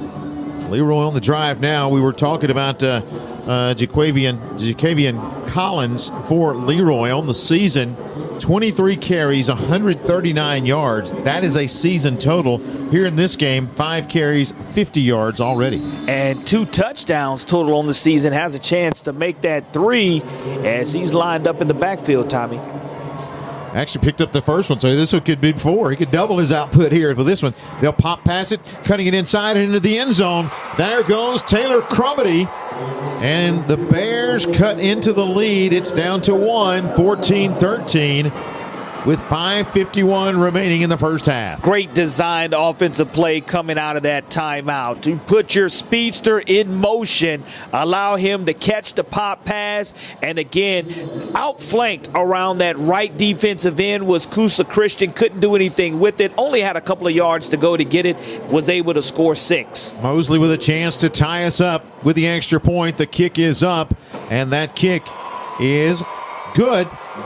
We are all tied. 5:51 left here in this second period. 14 apiece, Coosa Christian and Leroy. 14 unanswered points for the Bears after it looked like Coosa Christian early might run away with this thing in a hurry.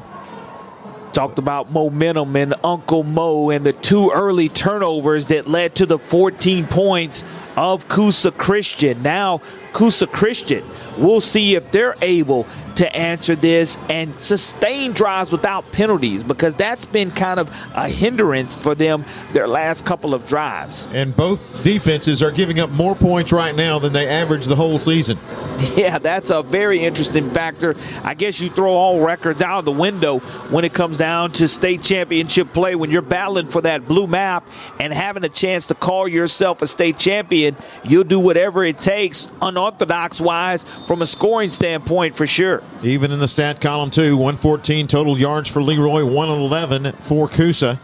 The pooch kick again, going to be fielded at the 32-yard line, trying to get running room, tripped and brought down. That's going to be on the return there. It looks like that was Malone. But good field position as Coosa will start this drive. And they'll mark it inside the 40 at about the 37-yard line. So on their own side of midfield, but from the 37, here comes Coosa Christian. 1 out of 6, though, on third down, which is your money down. So Leroy does not want to give up 1 or 2 yards or more on first down. So first down is key for Leroy, limiting the amount of yards gained. Back in the backfield. Justice will hand it off. O'Brien coming around, and he is going to be chopped down. Good play again on the outside. I believe that was going to be actually John Foster up to make the hit. Gain of a couple. Brings up second down and 8. Colby Foster, the 5'10", 175-pound junior with the stop, and now it brings up second and 8 for Coosa Christian. O'Brien along with Wilson in the backfield. Here comes Wilson left side. He will basically go into a sea of humanity, nowhere to move that pile, and it'll bring up third down and long. Great job of plugging up the middle by number 55, which is Rob Mosley, the kicker, as well for Leroy. And now you're looking at another third down, 3rd and 6 officially for the Conquerors. Ball in the middle of the field. Coosa Christian going left to right. Back to pass is Justice. Got his man out here. Catch is going to be made right at the midfield stripe, and being dropped is Malone, but not before he'll pick up the first down for the Conquerors. Outstanding job of Malone, knowing how far he had to go, running his route, coming back to the football and catching it, picking up a very important first down. It's the second third down conversion for the Conquerors. 2 wideouts left. 2 will come to the right. Justice looks to the side and awaits the call. Wilson in the backfield with him. Takes it, steps back, looks on the far side. Catch is going to be made, trying to spin away from defenders, can't do it. A gain of about 3.5 yards out there. O'Brien struggles forward, and he'll pick up 3.5. We'll call it second and a long 6 now. Clock rolling, 4:08 left in this first half.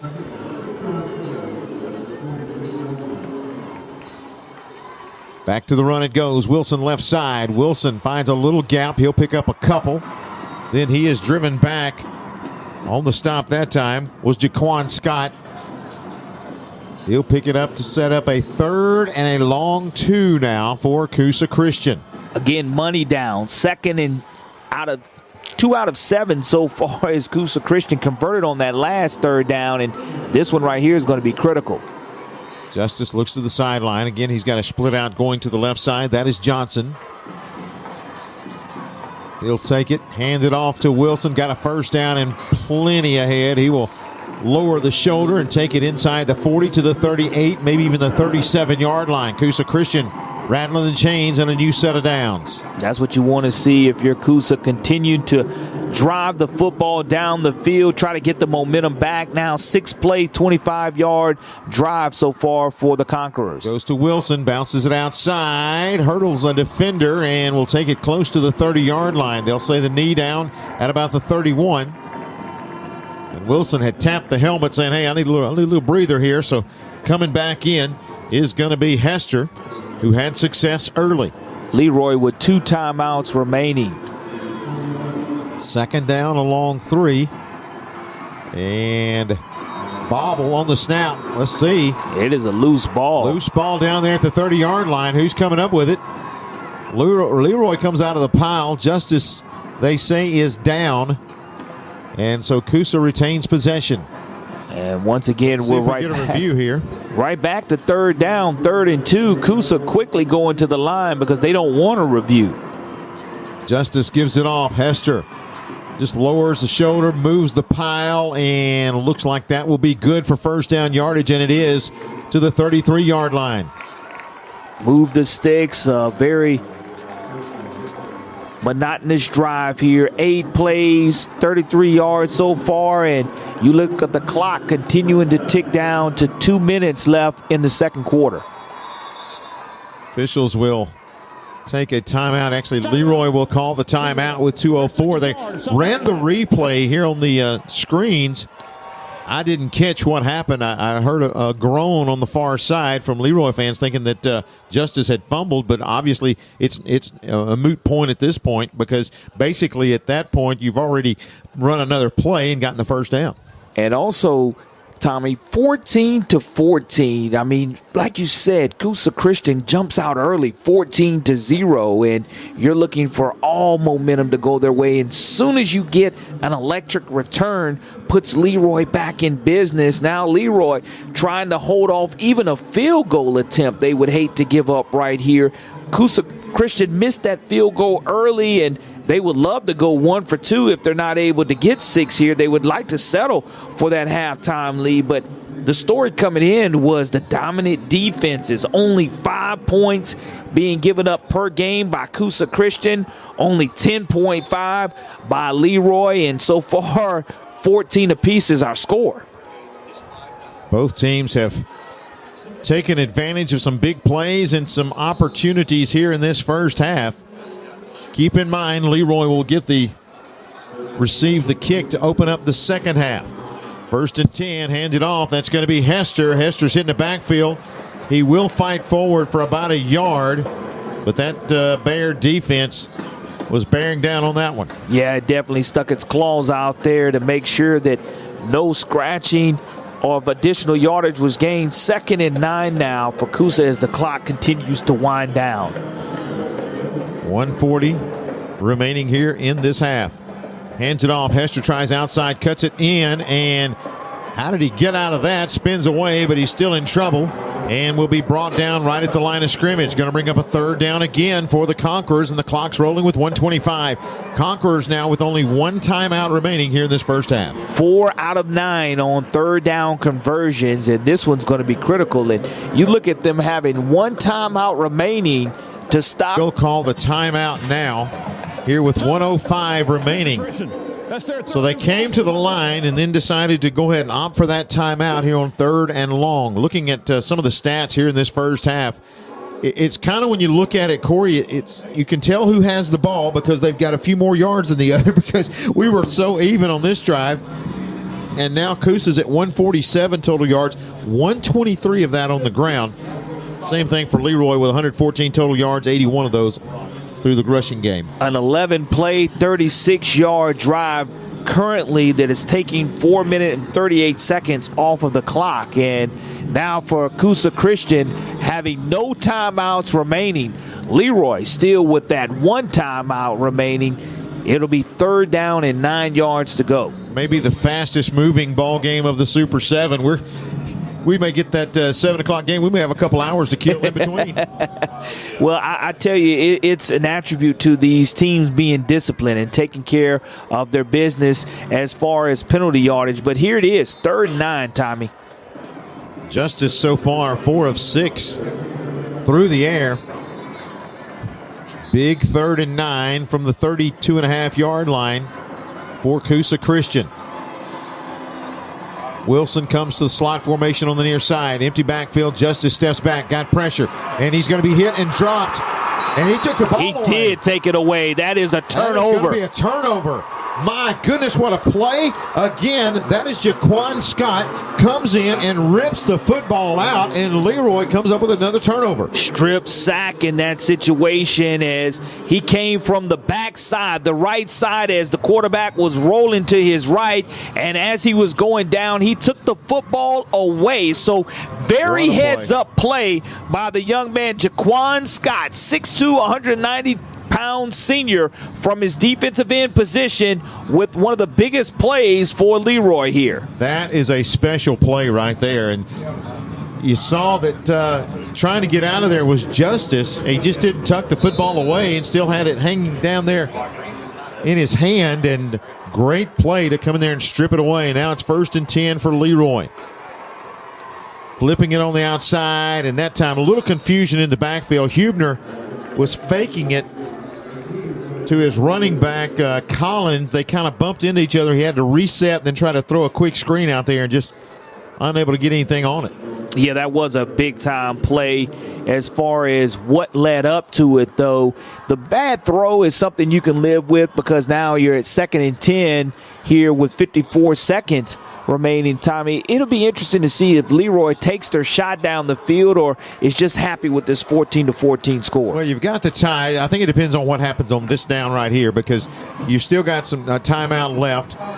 You don't on the other side, and we've got a false start going to be the call. False start against the offense. 5-yard penalty. Still 2nd down. That'll move them back 5. Chan Lowe may say, hey, that's about it. But, you know, they were looking for a pass deep. You saw a receiver on a fly pattern on the far side. Clock to 54 seconds. 0-5-4. So 54 seconds remaining on the clock.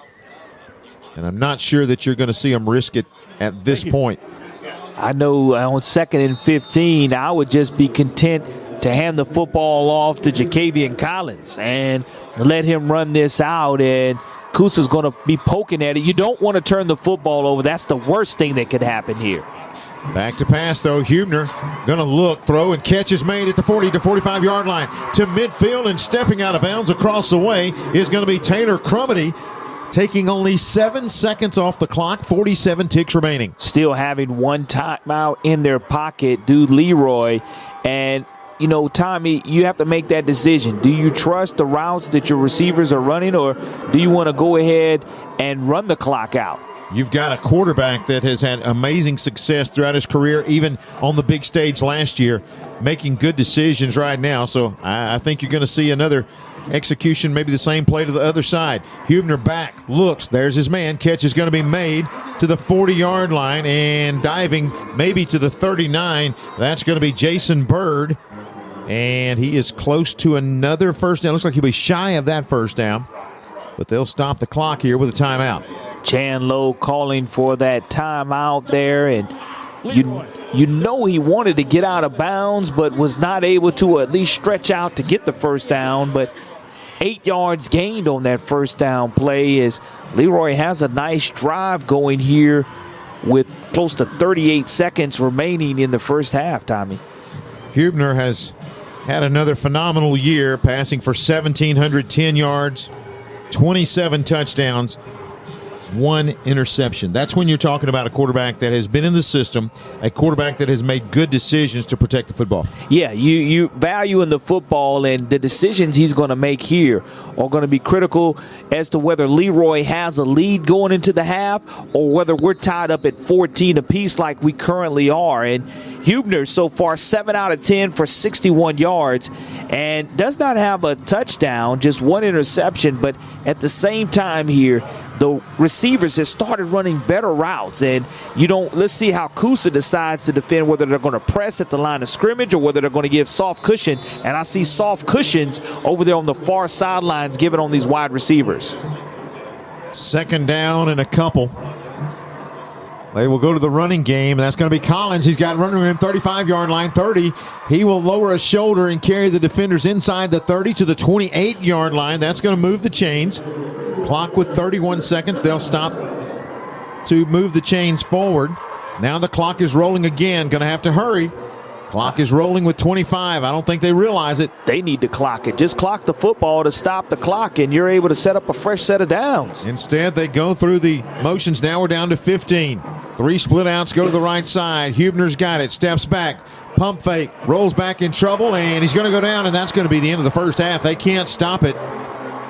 There's no way they can clock it as we roll down, and that will be it for the first half. It ends on a sack as Coosa Christian comes up with a defensive stop, so we are right back where we started, all tied up. 14 apiece, Coosa Christian and Leroy. They are battling here on the big stage at Bryant-Denny Stadium. We'll take a timeout when we come back. It's time for your Alabama National Guard halftime report right here on the AHSAA Radio Network. We'll be back with more of the AHSAA Super 7 after this local break.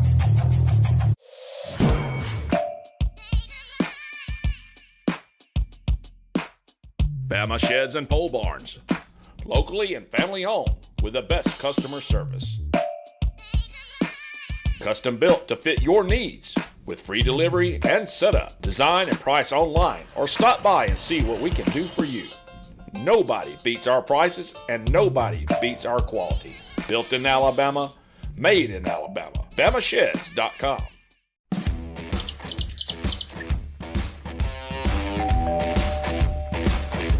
Hi, welcome to Classic 13. How can I help you? I was thinking about getting a tattoo. Do I need to make an appointment? No, we take walk-ins every day.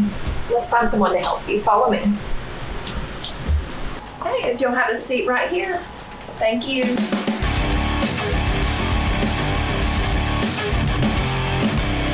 Come down to Classic 13, where good tattoos aren't cheap, and cheap tattoos ain't good.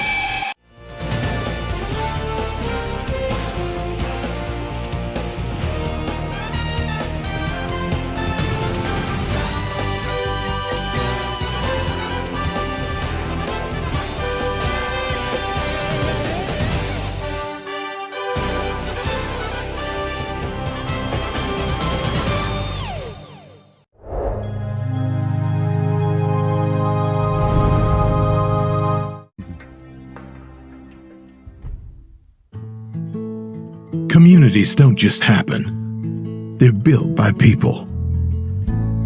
From the big moments to the small acts of kindness. It's the authentic connections we make that define us.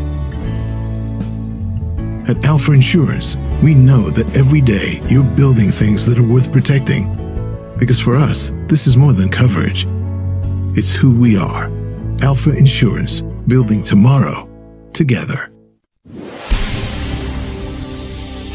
And we're back with breaking news. The new Coke Zero Sugar might be the best Coke ever. That's right, Jim. With an improved taste and 0 calories, the new Coke Zero Sugar is a must-try for any Coke fan. So make sure you... Jim. Jim. We're on the air. Ooh, yes, this tastes like the best Coke ever to me. Your thoughts, Jen? Well, can I have a sip?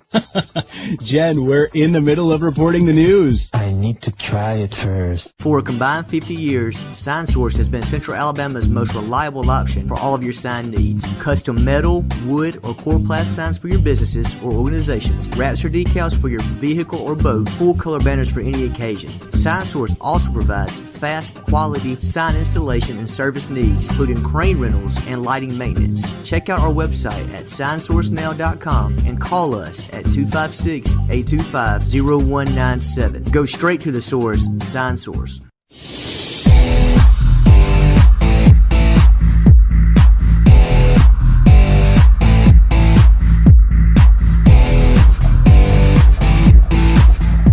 Welcome back, everyone, to the National Guard halftime show here at the Super 7. Brett Pritchard here now on the halftime report. We're here at halftime of the 1A championship game between Leroy and Coosa Christian, knotted up at 14 apiece, and we'll go into and welcome in David Walters with the Alabama Community College System, a new partner of ours here on the AHSAA Radio Network. David, good to see you again. Hey, Brett, great to see you as well. And this is a wonderful game. I mean, both teams are playing very, very well. It's always fun to be here at the Super 7, whether it's at Alabama or in Jordan-Hare Stadium in Auburn or in Birmingham now at Protective Life Field. And got a good one, like you said, 14 all, 2 really good football teams here competing for this 1A championship. But let me just say how much we appreciate the Alabama Community College System for joining forces with us here on the AHSAA Network to spread the good word of what the Alabama Community College System does, spread out throughout the state of Alabama. You and I were talking off the air. You and I have known each other for several years. We certainly have. I was a product of a community college, Central Alabama Community College. Ended up spending my career there, my professional career, 25-plus years. Just recently stepped away in February, so it's kind of weird for me still. I'm still a little bit in withdrawal, but just so blessed. The community college system has been good to me personally, for my family. My wife went to a community college. My son is currently enrolled in a community college. He's on the fishing team. He's on the fishing team, so he's about to transfer and go to Auburn. But so many stories through this state about how much the community college system has impacted family after family after family. And I know, David, I'm so proud for you guys to be partnered. It's kind of ironic that the year I step away, you guys join forces. And I'm so proud of that, because not just where I went to school and where I worked, but I have a passion for all of these schools, because I know they interlock and they network to bring so many great opportunities across the state. Well, Brett, thank you again for allowing us the opportunity to partner with you all. And certainly, as you said, we're 24 strong colleges from a system that certainly makes sure that all colleges are at the level they need to be so we can help individuals get on a pathway to skills training, to academic transfer if they want to do that. If they drop out of high school, certainly we can help them with a GED or high school equivalency. So we're changing lives. We're providing real life education, and certainly we're meeting the needs of business and industry in our state. We've really taken a focus on ensuring that what we teach in our community colleges are aligned to the standards that certainly business and industry in the state of Alabama is asking for and needing. So we focus on that. And we don't forget about the community. We want to make sure that we help the communities out there as well. And you and I worked on the project several years ago, the Census Project. We did. I thought that was very telling of how important. I don't think people really understand. You know, when they see the census come around every 10 years, you go, well, I got to fill this form out. I got to do this. But it's so impactful for funding for your state. It's impactful federal funding for your representation in Washington, D.C. And if you don't show up and do the things that you need to do and show an accurate representation of your state, you can be penalized for that. And I thought that was a smart move by the state of Alabama to ask the community college system to step in, because that, to me, tells the tale of what the community college system is. You're networked. You're in these communities all throughout the state of Alabama.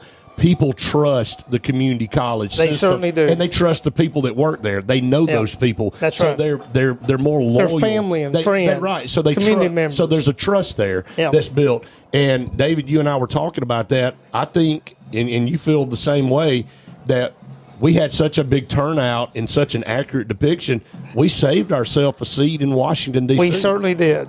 Yeah, I certainly agree with that. And certainly federal funding as well. Correct. And then another project that you and I worked on, Brett, was the Clean Home Alabama project. Absolutely. For the 200th anniversary of our great state. And certainly we were able to, through the community college system, do litter pickup and clean up, trash pickup events across the state. And we picked up over 18 tons of trash. A lot of trash. That's a lot of trash, but certainly the community college system, with its large footprint in the state, was able to do that. Well, I headed up, our project at CAC, and we went down a road. And I'll tell this quick story. And we had probably 40 or 50 students from the college that were helping, and we dropped them off, and they made their way all the way down, and we picked up, I can't remember, maybe 45 huge trash bags full, and the shock on their face, that was just one road. Yeah. And they were like, my goodness, how I can't believe there's this much trash laid on the side of the road, one roadway. And it woke them up to see how important it is to get out and be engaged in your community, have respect, have pride in what you're doing, and also to make you think twice about maybe just tossing that wrapper out your car window and how much that affects the environment and everything like that. So that's another thing that I wanted to brag on the community college system. You put your students in real-world situations. To make them appreciate the things around them. Because this is the state that they're going to live, work, and raise their family in. Let's take care of it, and let's make sure that we provide services to one another in a way that's going to make the great state of Alabama even better. So, for example, through education and skills training, we're preparing the future workforce, and we're making sure that we're aligning everything we do to meet the needs of business and industry, and certainly the consumer out there, which is the student. We've got so many opportunities for our students when they enroll in the community college. For example, we've got great athletes on this field here. They can continue their athletic pursuits, if they will, if they want to, in the community college system. Not necessarily football. We don't have football, but we've got baseball, golf, for example. You were at a school that had a national championship winning golf team. That's right. So Dave Jennings, our good friend Dave. Good friend sure Dave. Listening Shout out to Dave, but did a wonderful job with the team at CAC. And we've got so many examples of other coaches and schools doing the same thing. Well, not that people didn't realize and understand how important the community college system was and the great stories. We're just glad here on the AHSAA network that we can help you guys continue to tell those and bring exposure to that. And you got that pen, and I was just about to wrap up with you, David, because I know you're running around all over the place up here. but the 60th anniversary, the Jubilee celebration of the community college system going on this year. Yeah, it certainly is. So we were started in 1963, so our 60th anniversary is this year in 2023, and we're also extending that into 2024. So we'll be doing different college showcase events. We'll be doing a big, large golf scramble. We've done different types of receptions, galas, and things. So we'll be celebrating into 2024. So we're excited about that. Well, I don't know what this says for me, but it makes me feel a little bit old when you put it in perspective. 60 years, when you add up how many years I went to school in the community college system, plus the years I worked, I almost put in 30. There you go. 63. Half of it. Half of it right there, or close to it anyway, David. David, it's always good to see you. Good to see you. And Brett, thank you for your service to the community college system. We really appreciate it. Well, always indebted. I love my career. If I had it to do all over again, I'd do it the same. It's been, again, a blessing for me and my family, and I want to continue to see the community college system just continue to grow and get better. So appreciate everything you guys do. All right. Thank you, sir. That's appreciate it. David Walters, one of the vice chancellors at the Alabama Community College System. And again, want to thank them for their partnership here on the AHSAA Radio Network. We're at halftime here, the National Guard halftime show. We're knotted up at 14, Coosa Christian and Leroy here in the 1A State Championship. You're listening to the AHSAA Radio Network's coverage of the Super 7. We'll be back with more of the AHSAA Super 7 after this local break.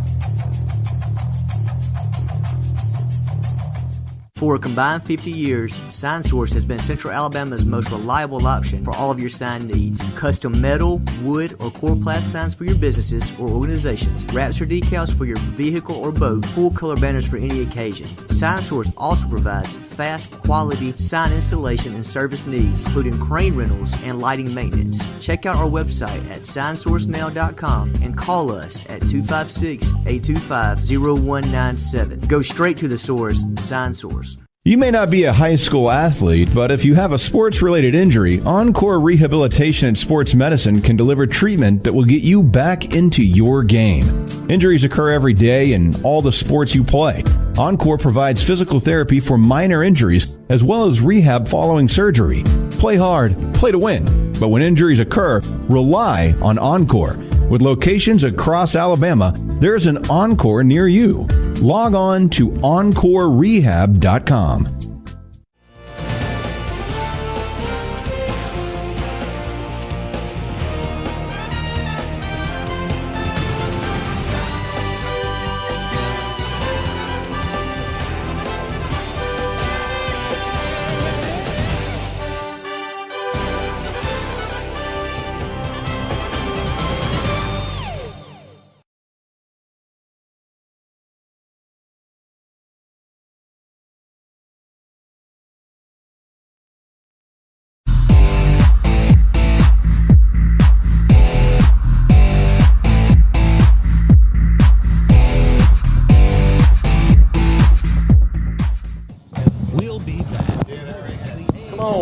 Come on in, buddy.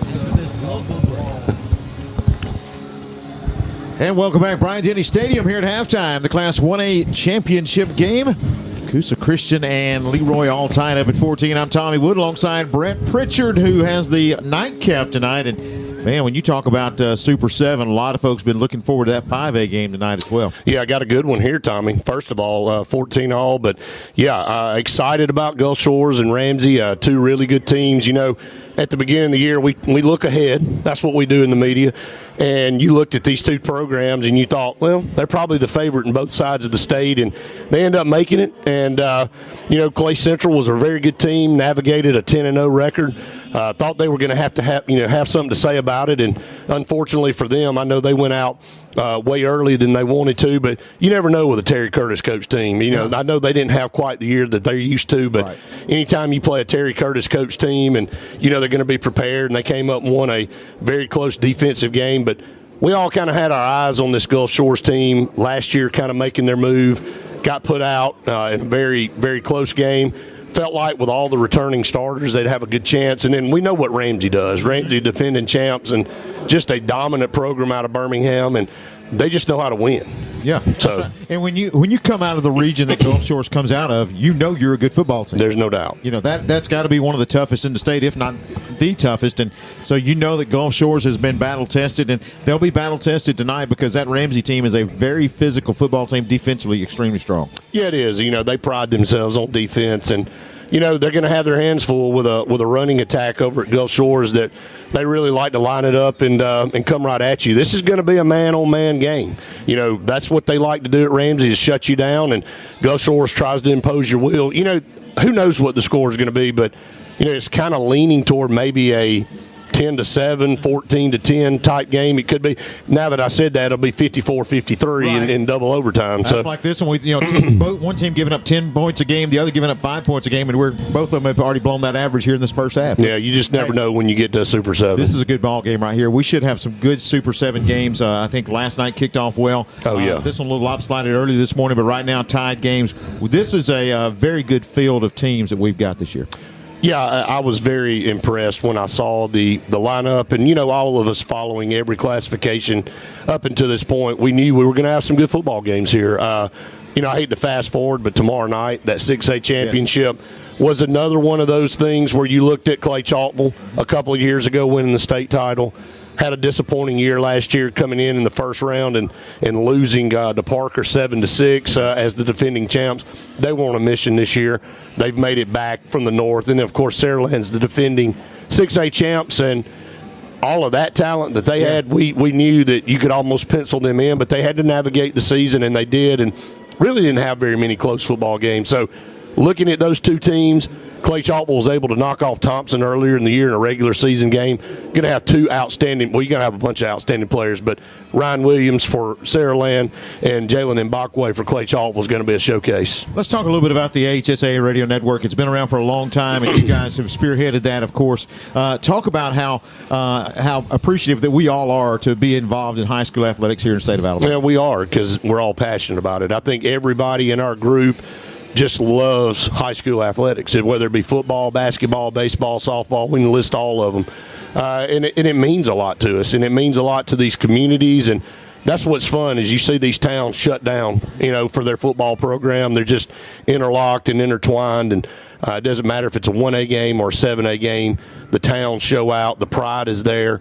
We're fortunate, Tommy. I mean, you and I have been broadcasting a long time, right, and you've been broadcasting even longer than me, but it's something that we enjoy doing. But it's our opportunity to give back. And, you know, we just recently re-signed the contract with the AHSAA for an additional 10 years.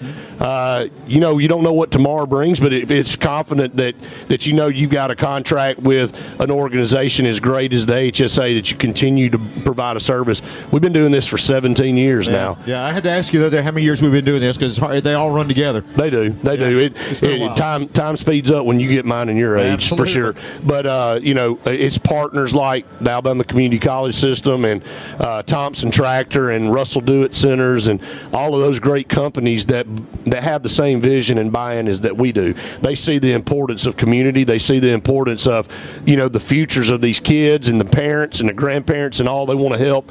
And so they have the opportunity to provide this broadcast, and all of our broadcasts, they help us do it. And one thing I want to mention about the network, you know, before the AHSAA Radio Network came into existence, pretty much if you had two teams in a championship game, those two communities and their radio stations were the only ones that you could hear the games. And so you had no access of knowing how championships took place. And, of course, moving to these larger venues. And then we are, of course, broadcasting throughout the state through our affiliates, the Mixler app, also the you know, streaming it online and things like that.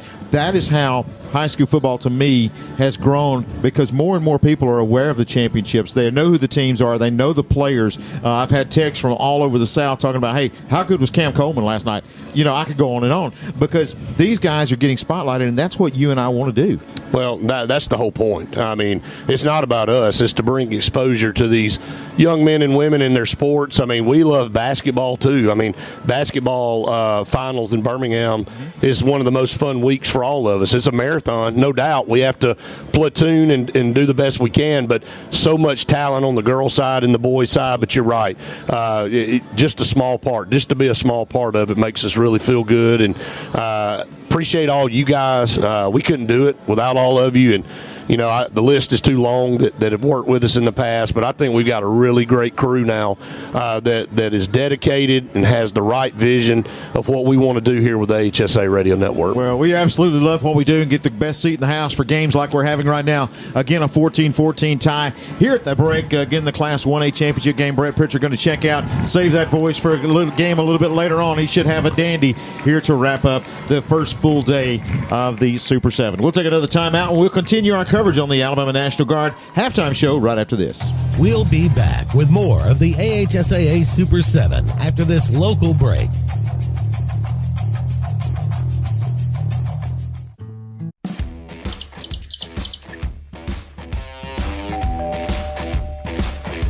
Hi, welcome to Classic 13. How can I help you? I was thinking about getting a tattoo. Do I need to make an appointment? No, we take walk-ins every day. Let's find someone to help you. Follow me. Okay, if you'll have a seat right here. Thank you.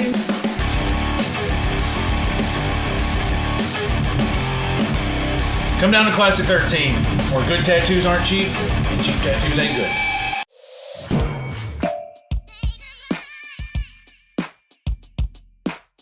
Bama Sheds and Pole Barns.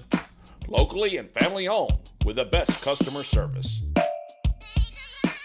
Custom built to fit your needs with free delivery and setup. Design and price online or stop by and see what we can do for you.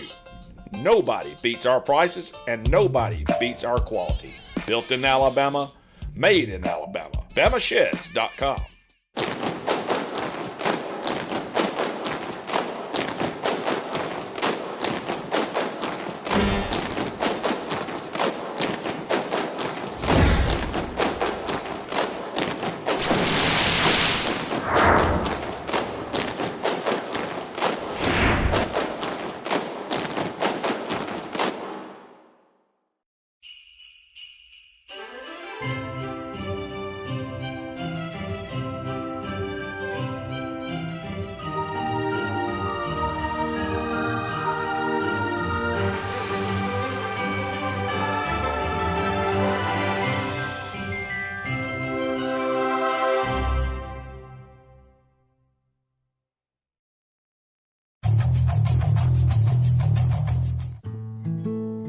Communities don't just happen. They're built by people. From the big moments to the small acts of kindness. It's the authentic connections we make that define us. At Alpha Insurance, we know that every day you're building things that are worth protecting.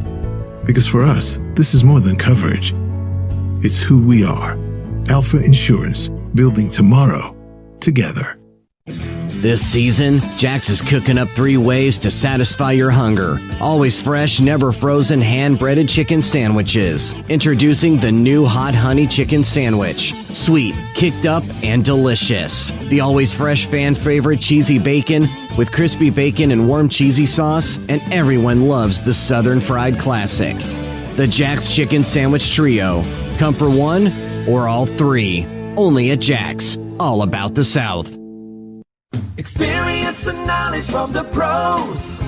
Russell Do-It Center and Building Supply. Russell Do-It Center and Building Supply, locally owned and operated with over 30 years of experience, is very involved in giving back to our community. Our employees offer top-notch customer service with superior product knowledge, no matter the size of the job. Russell Do-It Center and Building Supply have you covered. Experience and knowledge from the pros. Russell Do-It Center and Building Supply.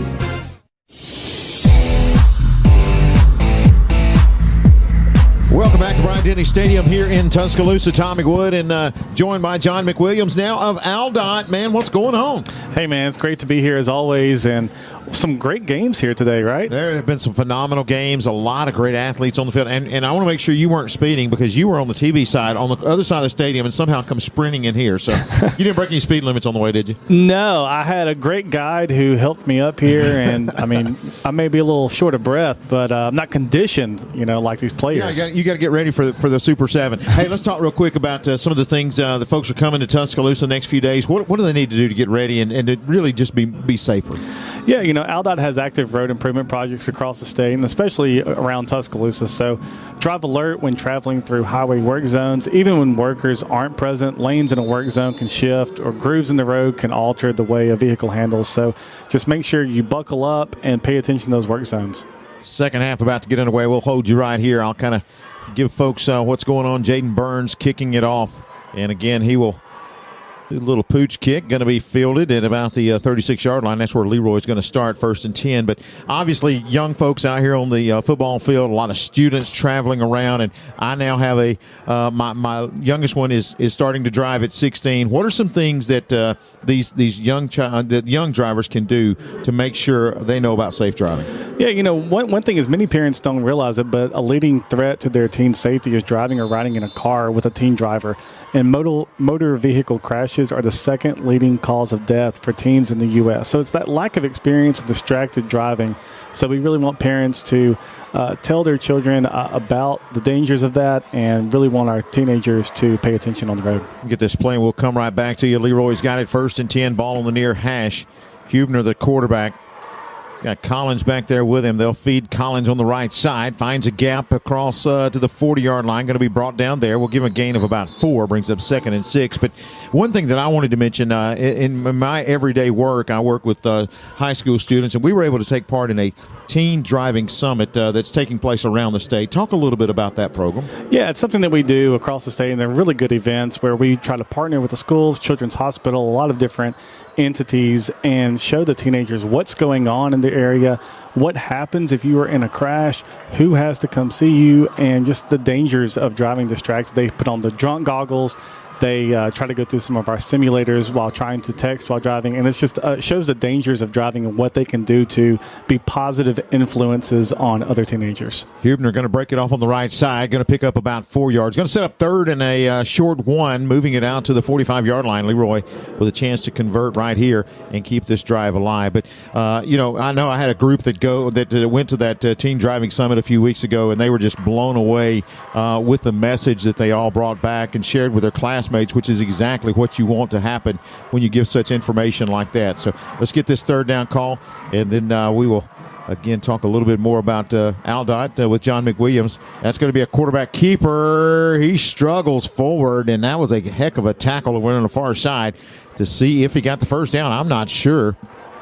They will mark him shy. He was unable to get the yardage there. But, John, we want to thank you so much for all you do, for sharing the word of, again, driving safely, because obviously that is a huge problem in America and in our schools and with our young as well as old. So, again, being distracted as you're driving, and a great message that you guys are putting out there. Yeah, thanks for having me. And if I had one thing to leave upon everybody is to make sure you buckle up. 60% of vehicle fatalities involve motorists not wearing their seatbelts, so make sure you buckle up every time. Hubner on 4th and short, tries to bounce it outside. He's not going to get there. Coosa Christian comes up with a stop. Now with great field position, as they will take over inside the 45 of Leroy, as they will open up here in the 3rd period. John, thanks so much, man. We appreciate you. Thank you. Look like Bradley Mays there, blowing up that right side of that offensive line, getting some penetration. Great work by the Coosa defense. Go. Jump in on the broadcast, big dog. Atta boy. All right, man. We appreciate you, John McWilliams, with the call there from Aldott, as he will handle that 4th down call. Stopped by Coosa Christian. Outside is Wilson this time. He'll take it left side. Inside now the 40-yard line. And he will fight to the 38-yard line. You better get the mic back, buddy. You about to lose your job. Aldott driving the right way. Man, he just went on with it. Gave us the credit and named the player. Everybody wants our job, man.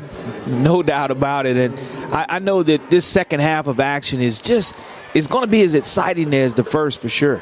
Wilson with the call on the left side. He'll pick up the 1st down and hammer it down to the 32-yard line. They'll say the knee at the 33, but still picking up the 1st down. Big 4th down stop by Coosa Christian. They come out here in the 3rd just like they opened up the game, and coming out with a big defensive stop and then turning it over to their offense. Yeah, that's what you want here. Momentum now with Coosa Christian. We'll see if they're able to capitalize. They had some long drives early, missed a field goal, and we'll see here if they're able to score off of this drive. Justice going to keep it on the zone read. Back to the line of scrimmage. Struggles forward for about a yard, but good stop in there by Rob Mosley. 2nd down About 9.5 yards for Coosa Christian. They'll mark it at about the 32-yard line. After stopping Leroy on a 4th down attempt. Here comes Coosa Christian. 2 receivers either side. Justice going to throw it. Catch is going to be made and met immediately. Catch was made inside the 30 at about the 29-yard line, but up to make the hit in a hurry was Damian Phillips.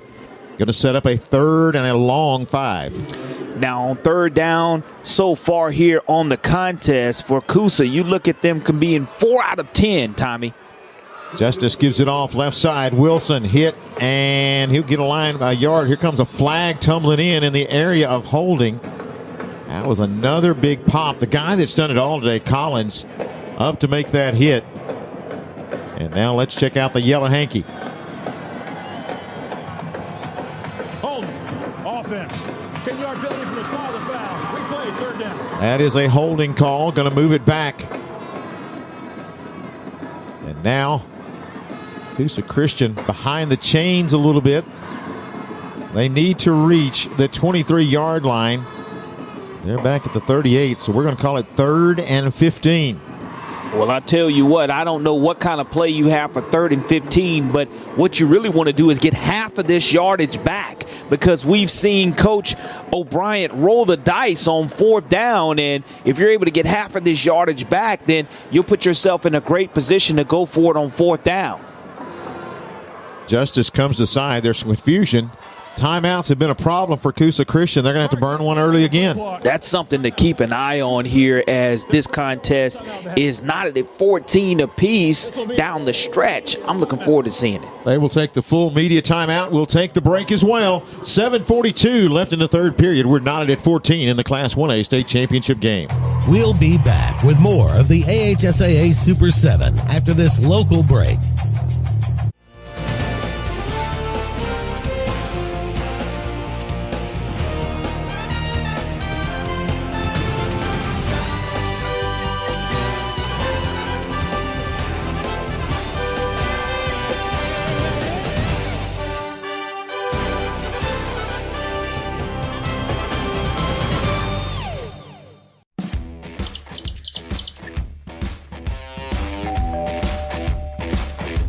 Hi, welcome to Classic 13. How can I help you? I was thinking about getting a tattoo. Do you want me to make an appointment? No, we take walk-ins every day.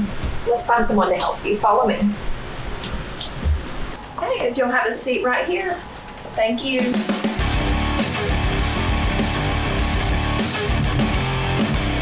Come down to Classic 13, where good tattoos aren't cheap, and cheap tattoos ain't good.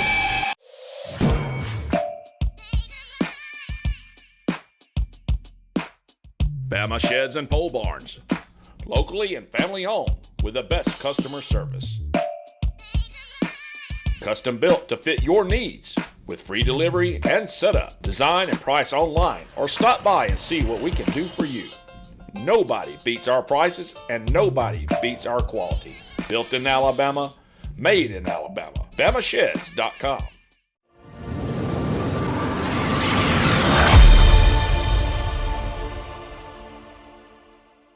At 256-825-0197.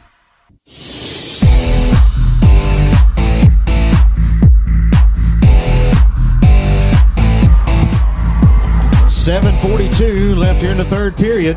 We are tied at 14. Coosa Christian's got the football, 3rd down and 15 inside the Leroy 38-yard line. Justice in the backfield. He's got Wilson back there with him. 3 wideouts come to the near side. Pressure coming from the right side. They've got him. He'll spin away and throw it. Too low, incomplete. I can't believe he was even able to get the football away, as the pressure came from Timothy Parnell from his defensive end position, spun him around, and he was still able to get the throw off. Lucky not to take the sack there, but it still is going to bring up 4th down to where Coosa is 2 out of 2 on 4th down. I don't think they'll go for this one. Go ahead and maybe pooch punt it here to pin Leroy deep. Back in punt formation is going to be Burns, but an excellent job to get rid of it by John David Justice.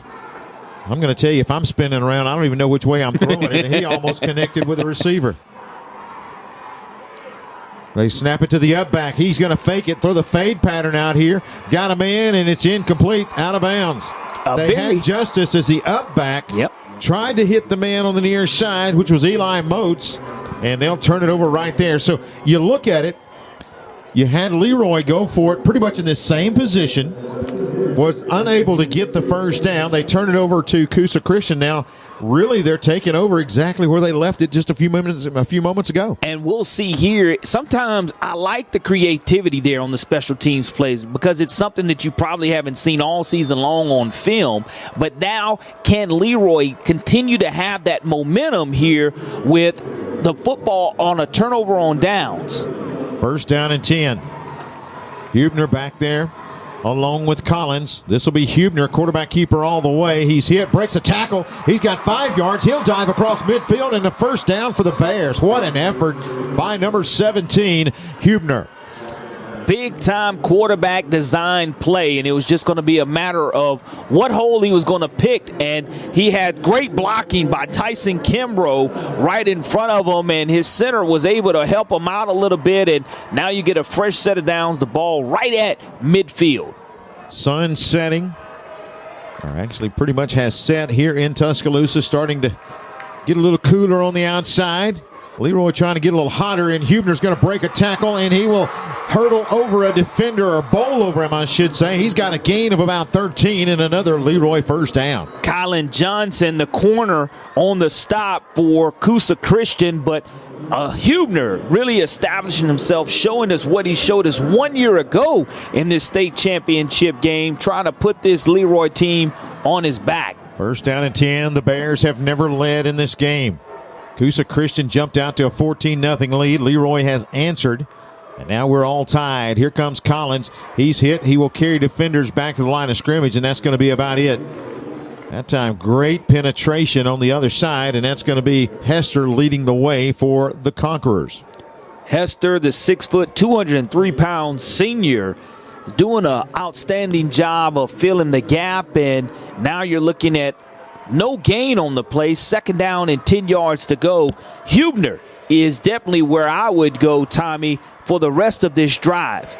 He had 474 yards rushing coming into this ball game. Right now, a big play on second down and 10. He'll take it, flip it on the outside. Catch is going to be made there by Phillips. Phillips toward the boundary, and he will step out shy of the first down. Let's see exactly where he did step out. The officials will mark it. We've got a couple of them over here. Let's see who's got it. Minimal gain there of about 3.5 yards. Going to set up third and long. Third and long, and you do look at the third down conversion rate. 1 out of 3 for Leroy so far tonight. Big play right here. Bears with it, third and long. We'll call it about 7 yards, in fact. 3 receivers go to the right. Collins in the backfield along with Huebner. He steps back, looking, throws it out there, and sliding catch. He makes the catch inside the 25 at the 24-yard line. That is Crumity. And what a great catch as he slid down but kept his eye on the football and hauled it in. Was able to get underneath the football, both hands cradling the football to make sure it was a surefire catch. And now you have a first down and 10 yards to go with the ball on the 24-yard line of Coosa Christian. Leroy now with 11 first downs in the ball game, and we've got a timeout on the field. Challenge flag timeout. Going to challenge it. Yeah, the red flag is out there from Coach Mark O'Brien. I did not see anything that would lead me that it was incomplete. Is challenging the ruling on the field of a completed pass. The previous play is under further review. You know, I wonder if those referees have practiced that on Saturday. You have to. And say you definitely. He brought that with some attitude now. I like that. And didn't stutter and didn't kind of go through it with any hesitation at all. There you go. So I think that when we looked at the initial catch, it did look like he did cradle the football for that catch. And I'm not quite sure who Coach Mark O'Brien heard from, or he felt he personally saw something different, because you are looking at, he does have a headset on, so he might have gotten word from his coach, that is a drop. But if it is a burn timeout, Tommy, that's something that's going to be critical, because they would only have 1 timeout remaining with 5:33 left here in the third quarter of action. Speaking of timeouts, we're going to take a 10-second station identification break. You're listening to the AHSAA Radio Network.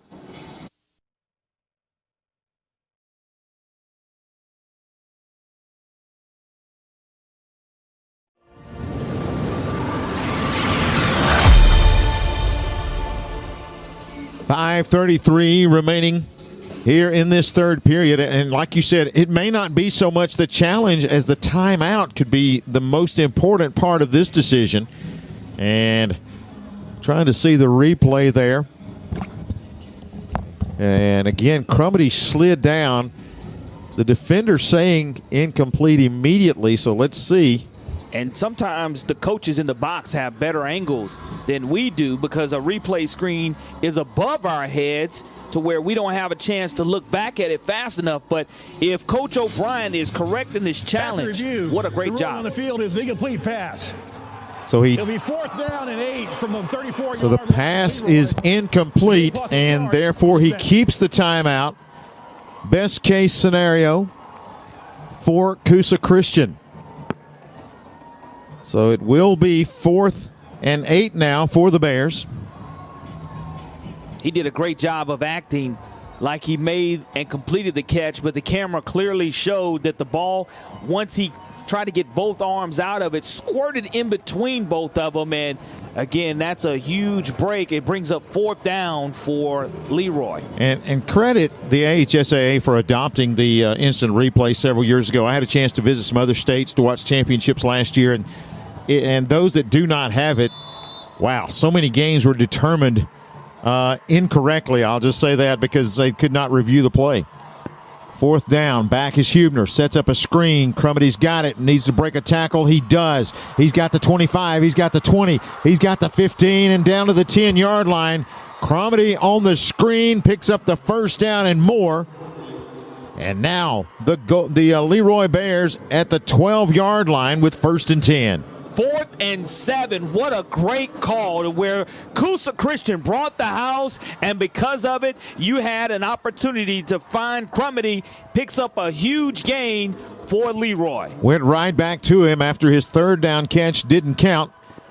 This time he makes it count and picks up a 1st down for Leroy. Huebner brings Crumedy in motion. He'll give it off to Collins. Collins right into the teeth of the defense, but breaks 2 tackles, gets inside the 10, down to the 9. How did he escape? There were 4 white jerseys around him.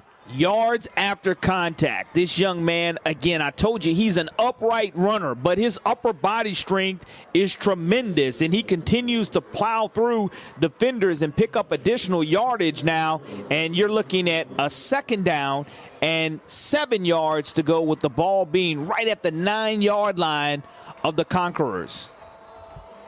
69 yards for Collins. He only had 149 as the year for the season. He's in the backfield along with Huebner. They'll fake it, and keeping it is going to be the quarterback Huebner. He'll dive down close to the 5-yard line. Just looks like he may be about the 6. Going to set up another 3rd down for the Bears. Well, the clock control on this drive, this is the 8th upcoming play. The drive so far has gone 55 yards, but you look at the time of possession on this drive. That's what is interesting enough here for Leroy. We see bands coming in. I believe that's going to be Gulf Shores band coming into the stadium, getting ready for that 7 o'clock kickoff. We've got a lot of football left to play in this one. Huebner along with Collins in the backfield. 2 receivers to his right. He steps back, got pressure, tries to escape, and he does. Spins around, comes to the near side, throw it in the end zone. It's going to be too tall. Had his man in the back of the end zone, could not connect as he was looking back there once again for Sawyer Sullivan. And just leaves it too tall, which leaves now 4th and 5 for Leroy. But the great job of escaping away from the initial defender, not taking the sack, and as he was rolling to his left, just a little bit too tall as Sullivan reached as far as he could and elevated as high as he could. Just a little bit too much on that throw after scrambling out. Adrenaline has a lot to do with that. Receivers to either side. Leroy facing 4th and about 5. Deep in Coosa territory, mark it at the 6-yard line. They need to get to the 1 to keep this drive alive. Motion man is Crumedy. Here comes Huebner, drops back, rolls out right, got pressure, going to flip it in the end zone, and it is incomplete. Great coverage out there. That is going to be Grayson Malone covering Crumedy. He gets a hand in there, knocks it incomplete, and now Coosa holds on 4th down. Grayson Malone with really a 1A state championship type effort that you want to see out of your corner, making sure that as the wide receiver tried to extend out as far as he could for that catch, Tommy was not able to do so because of the great defense without getting a pass interference call against Malone. Now if you're Coosa, you've got it in the shadows of your own goalpost. Time to try to come out of there with split outs either way. They'll go with a power set to the left side. This time, Justice going to keep it, breaks 2 tackles. He'll hammer his way across the 10 and dive out close to the 12-yard line. Good run on first down. And what you're looking for out of John David Justice, he is a pocket passer, very comfortable, doesn't feel good scrambling it, but gets the needed yardage right there to give him a little bit of breathing room. Up back is going to be Cleto Bryant. Hester behind him. Justice going to take it. He'll leave it. Check that. That is going to be Wilson. Wilson to the 15, and then he is driven back. Should be shy of the first down by about a half yard. Going to bring up third down. One of the things that you have to keep an eye on, though, is as you have more defenders going to the football is them looking to rip it loose. The can opener drill is what we call that as a defensive team, and you'd look for that if you're able to hold up the runner. I go with a quarterback sneak there. Justice dives. Looks like he's close to a first down. Let's see. There was some confusion on that play because before the play started, on the left side, Moats was standing there kind of directing traffic from a tight end position.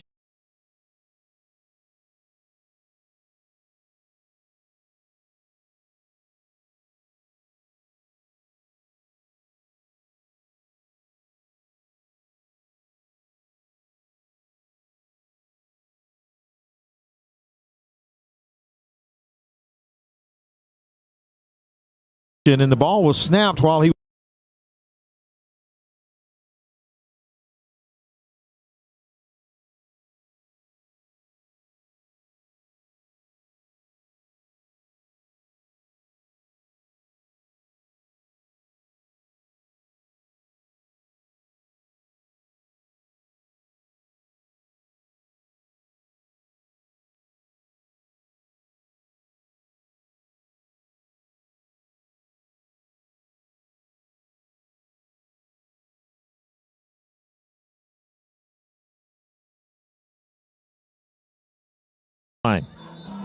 I think I may have said the 9 a little bit earlier, but it's actually inside the 15. So they need 4th and a yard, and the offense is staying on the field. Well, this is from their own 14-yard line, folks. I don't like it when you get in shotgun, though. Shotgun on 4th and 1, you're putting yourself 5 yards behind the line of scrimmage, allowing the linebackers to blitz in the open gaps. And here it is, Tommy. He will step up and run the quarterback sneak and spins, and I'm not sure. Maybe second effort. Yeah, they're going to pull him through. A couple of linemen. A flag comes in, though. There's a flag back there as he spun away from the initial, and Justice is still down.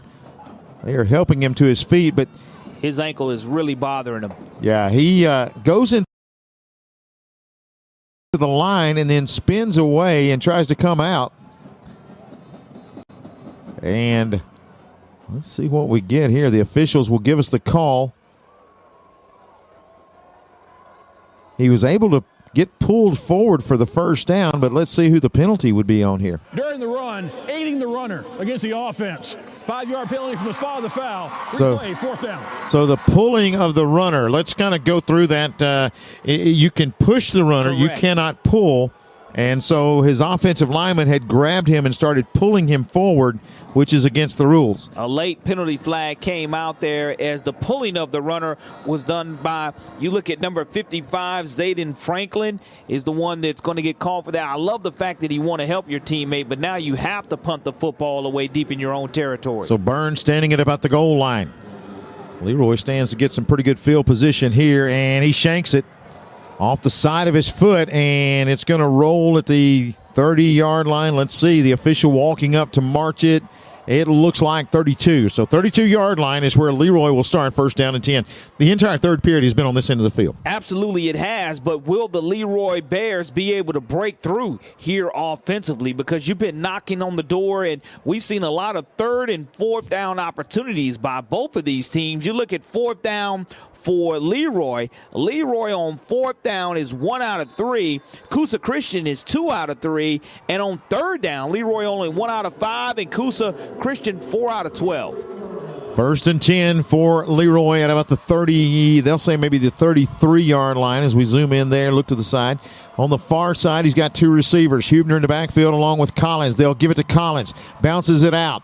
He's able to elude one defender and take it to about the 30, so he'll pick up a couple of yards there. Collins is at his best when he can pretty much take it at a dead run. And when the penetration from Coosa Christian's getting the backfield, he has to stop and start again, and that's not his strong suit. Yeah, he wants to run downhill and create contact, short yardage situation. 2 yards gained on that play. It'll be second down and 8 yards to go on the 30-yard line. Second down, we'll call it about 7. Huebner going to fake it, steps to the back, now throws out there and incomplete. Again, kind of a double clutch there. When he first looked out there to make the pass, coverage was there. There was nowhere to put that football. And then he was able to stop and then try to throw a second pass, and is just too tall. And now you're looking at a third down and 7. You know, the very familiar here, third down once again. And it'll be interesting to see here what kind of play call Leroy has, because they've been getting it to the perimeter, to those wide receivers also, and we'll see if that's where Huebner decides to go to those outside receivers and get their speed, utilize their speed on the perimeter. Third down and about 7 yards to go. Crumity comes in motion. Now Huebner back to pass, rolls to the right side. Looking in the flats, got his man there. Catch is going to be made inside the 30 at about the 27-yard line. He'll be shy of the first down, but it's going to bring up another fourth. Fourth down, again, 1 out of 3 is Leroy, and we've heard this before now. This one's going to be 4th and 4 yards to go for Leroy, and none bigger than this 4th down opportunity with this game being tied at 14 apiece. Man, how fun is this? This has been a phenomenal game. I have been blessed with the 2 that I've had from last night and then again today. 4th down here. Leroy. 33 seconds left on the clock here in the third. Huebner. 3 men to the left side. He'll keep it. Come to the left. Got pressure from behind. Has to circle around. Going to need a block. He will dive close to the first down. Let's see where they mark it. The officials have come close. Let's see. The chain was laid down as he was running, and they will say first down. So Huebner able to scramble for the first down yardage here with 25 seconds left in the third period. No containment. That's what happens when you don't have containment by the end. You allow him to get around to the outside, and he's able to stretch out for that first down. 25 seconds left. 2 tight end lineup for the Bears now. Huebner along with Collins in the backfield. It's all Huebner right side.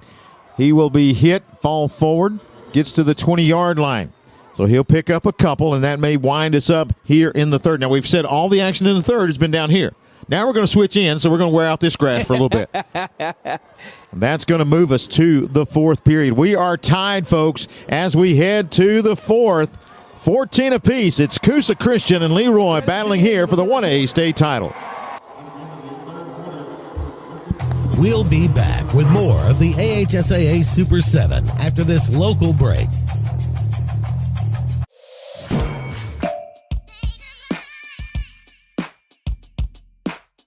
Bama Sheds and Pole Barns.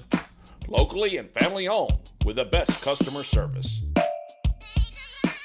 Custom built to fit your needs with free delivery and setup. Design and price online or stop by and see what we can do for you. Nobody beats our prices and nobody beats our quality. Built in Alabama, made in Alabama. BamaSheds.com.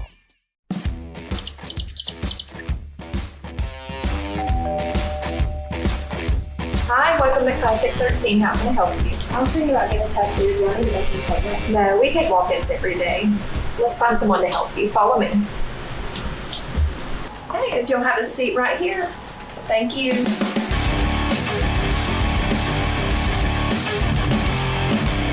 Come down to Classic 13, where good tattoos aren't cheap and cheap tattoos ain't good.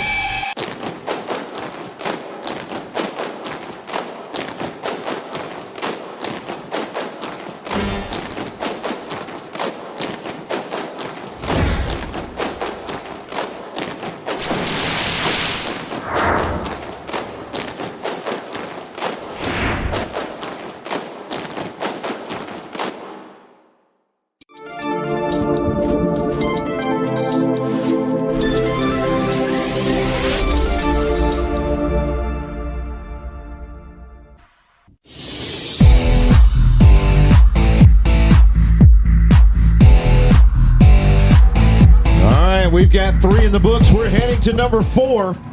And let me just say, in regulation, okay? I'm not going to say that we're going to be through in 12 minutes the way these two teams have battled.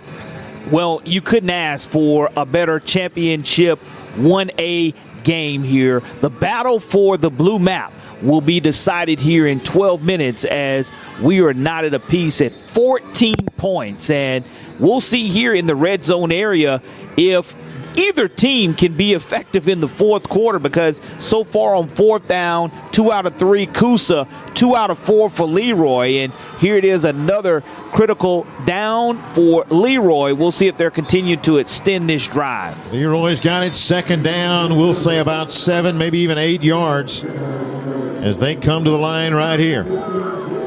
Leroy with it just outside the 20-yard line up against Coosa. Big play for both sides. It's going to be Huebner again. Bounces outside, gets blocked, but there's going to be a flag on that block. Huebner unable to get loose. A big stop on the outside that time. Brought in by Kylan Johnson, but they're going to get a hold out here.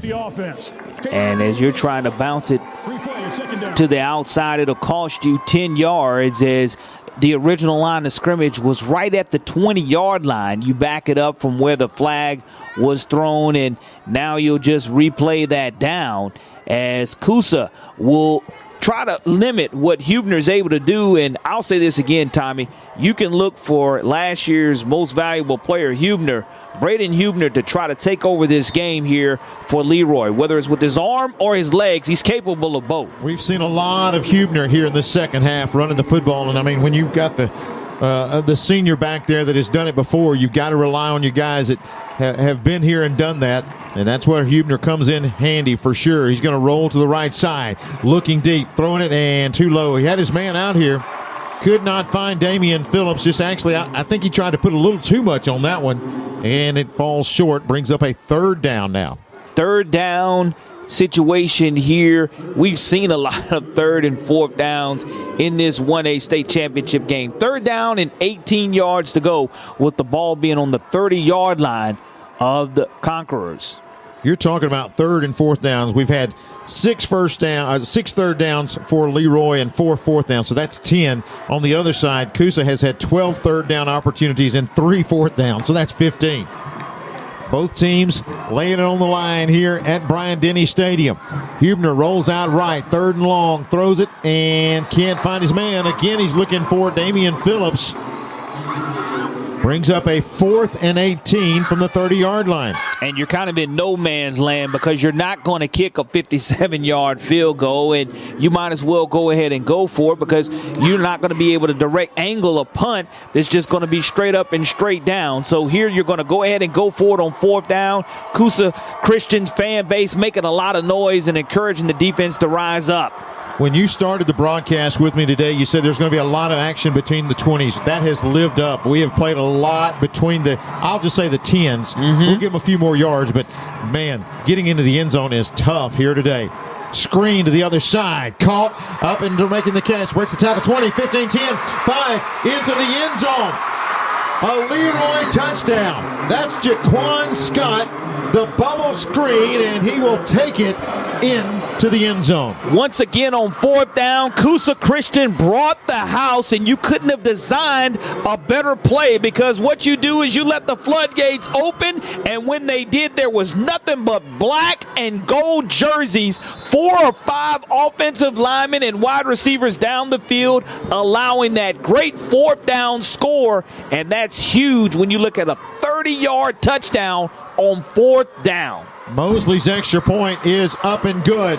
For the first time, Leroy leads in this game 21-14. We've got 11-21 left in the contest here today. And again, conversion downs coming up big on these pressure plays and just clutch. And you talk about Huebner, that's pretty much what he is. But Jaquan Scott, I want to say this, that catch was not easy. It was not as if it hit him in the breadbasket. He had to climb the ladder to yank that out of the air, and then when he turns it upfield, just outruns everybody. A huge play for Leroy, and again, the touchdown by Jaquan Scott. He's 6'2" and used all of the long arms that he has on that 6'2" frame to catch Huebner's football. And like you said, it was an easy touchdown if he makes the catch. He just had to turn around and look for green grass, as there was nothing but black jerseys convoying him to the end zone. Scoring drive, 8 plays, 33 yards, a minute 58 off the clock. The short kick taken by Cleet O'Brien. He is hit at the 40-yard line, tries to bounce it outside. He'll break a couple of tackles, and they will mark him inside Leroy territory at the 48-yard line. That's the problem with a short kick like that. Any kind of return sets you up in some really good field position. And now with 11:15 remaining, 1st and 10, the ball on the 48-yard line of Leroy. And we'll see here, as we've noticed, the limping of John David Justice. We'll see here if he's able to stay healthy and how mobile he is. This time going to flip it out on the outside. Catch made. Great pass from Justice, and going to be brought in by Moats. Great connection on the outside. I mentioned the fact that Justice is a pocket passer, and being able to go ahead and have rhythm here. It's 2nd down and 1 yard to go now for the Conquerors. Justice with a shotgun. We got a stoppage of play here. Challenge flag being thrown. That one to see if the catch was made. Again, we look at the timeout situation. Coosa Christian with only 1 timeout left for the remainder of the game. Leroy is challenging the ruling on the field of a completed pass. The previous play is under further review. Oh, yeah, he's got that delivery, doesn't he? Yeah, he does absolutely. a great job. And you got the timeouts for Leroy. They still have 3. Challenge here could, if they can't come through, that would, if it's not overturned, that brings them down to 2 timeouts. I can't tell from that angle looking up here on the screen. Again, the pass was out here for Moats. He dives and not sure if it looks like it short hopped. Question is, did he get his hands under it? They're going to look at all the different angles here, but what a game we have seen here this afternoon. Hope you're enjoying the broadcast wherever you may be. We're proud to be a part of the AHSAA Radio Network. Again, been doing it for quite a while here. Tommy Wood, Corey LeBounty.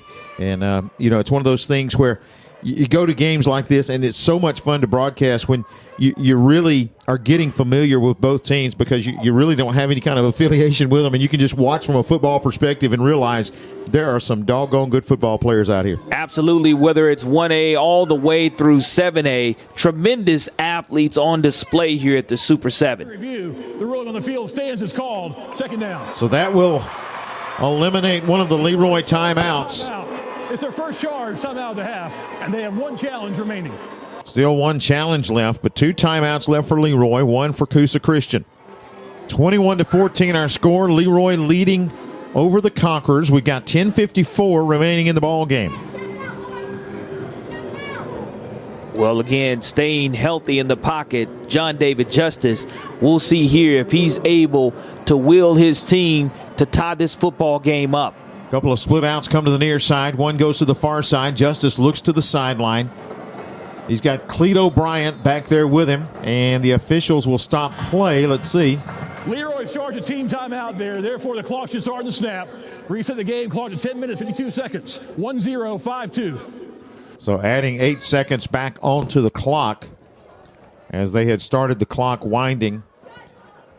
And so that will eliminate those 8 seconds, actually move those back and put 10:52 on the clock in the ball game. 21-14 the score. Leroy up by a touchdown. Coosa Christian with the football at the Leroy 39. Justice going to be a quarterback draw. Comes to the near side. He's hit and tracked down. Another big play by Jaquan Scott. He has had himself an afternoon.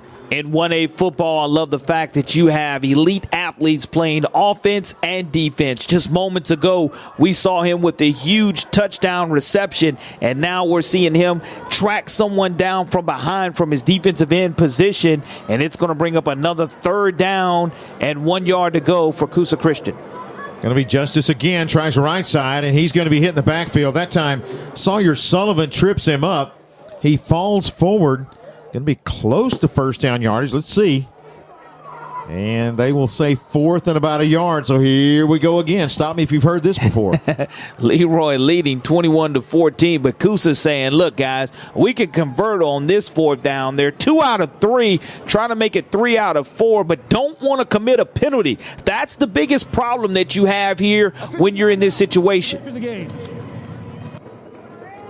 Official timeout to measure the gain. So they will bring the chains across this time. Our first time to see that. Yeah, you normally don't see that, but when it's this close, you definitely want to make sure you can go ahead and see what the pigskin is, whether it's going to be short by a snout or whether you're going to go ahead and clearly have it. You know, you talk about Justice, and you can tell he is humbled by an ankle injury, but, man, he is giving everything he has. And these two quarterbacks have kind of set the tone for the rest of the team. Regardless of what's going on, they are battling for every inch of this ball game. And they're going to get that first down marked there by the official. I just love the fact here that we have two competitive teams that know in the last 4 quarters, you work all 11 months for this moment here in this 12th month to play for a blue map, and here it is, both teams laying it all on the line in a very competitive matchup. 10 minutes remaining, 21-14 the score. Leroy has a touchdown advantage. Coosa Christian trying to answer here. 2 receivers come to the near side. That is O'Brien along with Johnson. Justice brings O'Brien in motion. They'll fake it to him, then hand it off to Wilson. Wilson bounces off one defender in the backfield. Got a flag coming in. And this is in the area of holding as it was thrown behind the play. Let's get the official call. Hold offense. 10-yard penalty from the previous spot. Replay, first down. Big call right there against the Conquerors. Well, at least it wasn't on 4th down, like I mentioned moments ago, to where that's when you become tense, but you put yourself behind the sticks down in distance-wise and make it a little bit tougher, and you're already in a situation here to where John David Justice is leaving it all out on the field. Gimpy and all from a quarterback position, you saw him scramble on that Gimpy ankle. He's a true pocket passer, but is just trying to will his team to a win. First down and 24, the Conquerors. Justice empty set behind him. He'll step, now throw to the outside. It's going to be caught out here, breaking 2 tackles, and now diving close to the 42-yard line is going to be Johnson. Great move after the catch. He will pick up about 8 yards and actually make that about 7, so it'll be 2nd and 13 now. Well-designed play. Credit Johnson for shaking loose. You got Moats on the other side, along with Malone. Over it comes to the near side. That's going to be, is that O'Brien on that? And check that. On the carry that time is going to be Grant Morgan. Yes, first time we've called his name tonight in regards to a reception. But once again, Tommy, 3rd down for Coosa Christian, and they are 5 out of 13 on 3rd down conversions. Justice looks to the sideline. Clock rolling now with 8.5 minutes remaining. Down by a touchdown. Conquerors have it. Inside the 35 at the 34-yard line.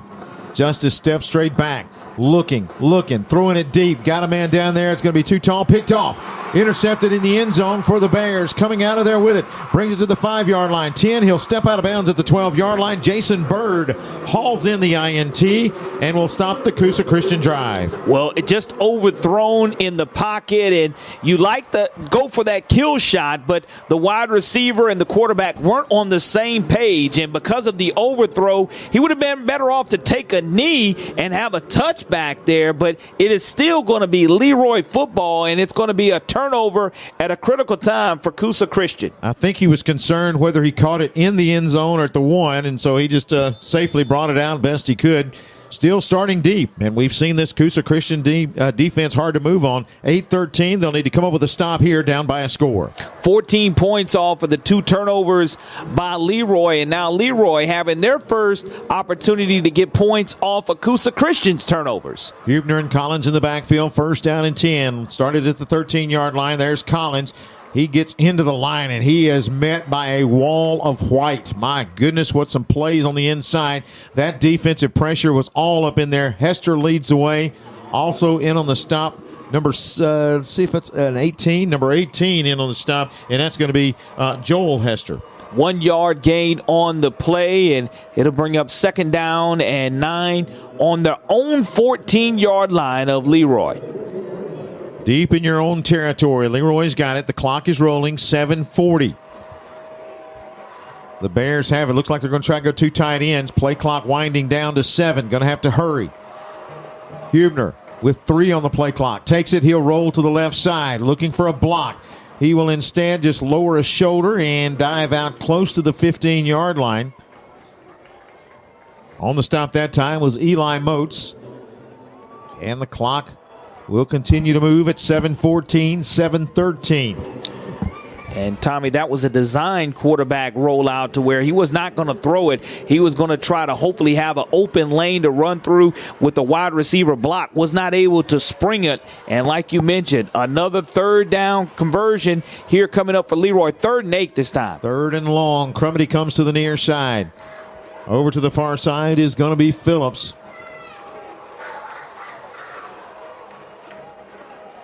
Dropping back to pass, looking in the flats, flips it out here to Crumity. 2 outs, and it's too wide, and he can't haul it in.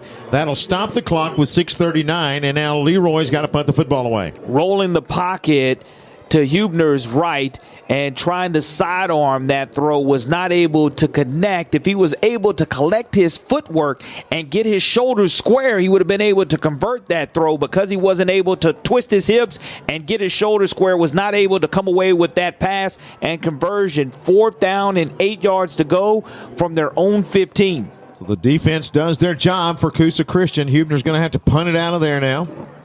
High snap, goes and gets it, and kicks is partially blocked. It is blocked going into the end zone. Going to be recovered, and a scramble for it in the end zone. Who's got it?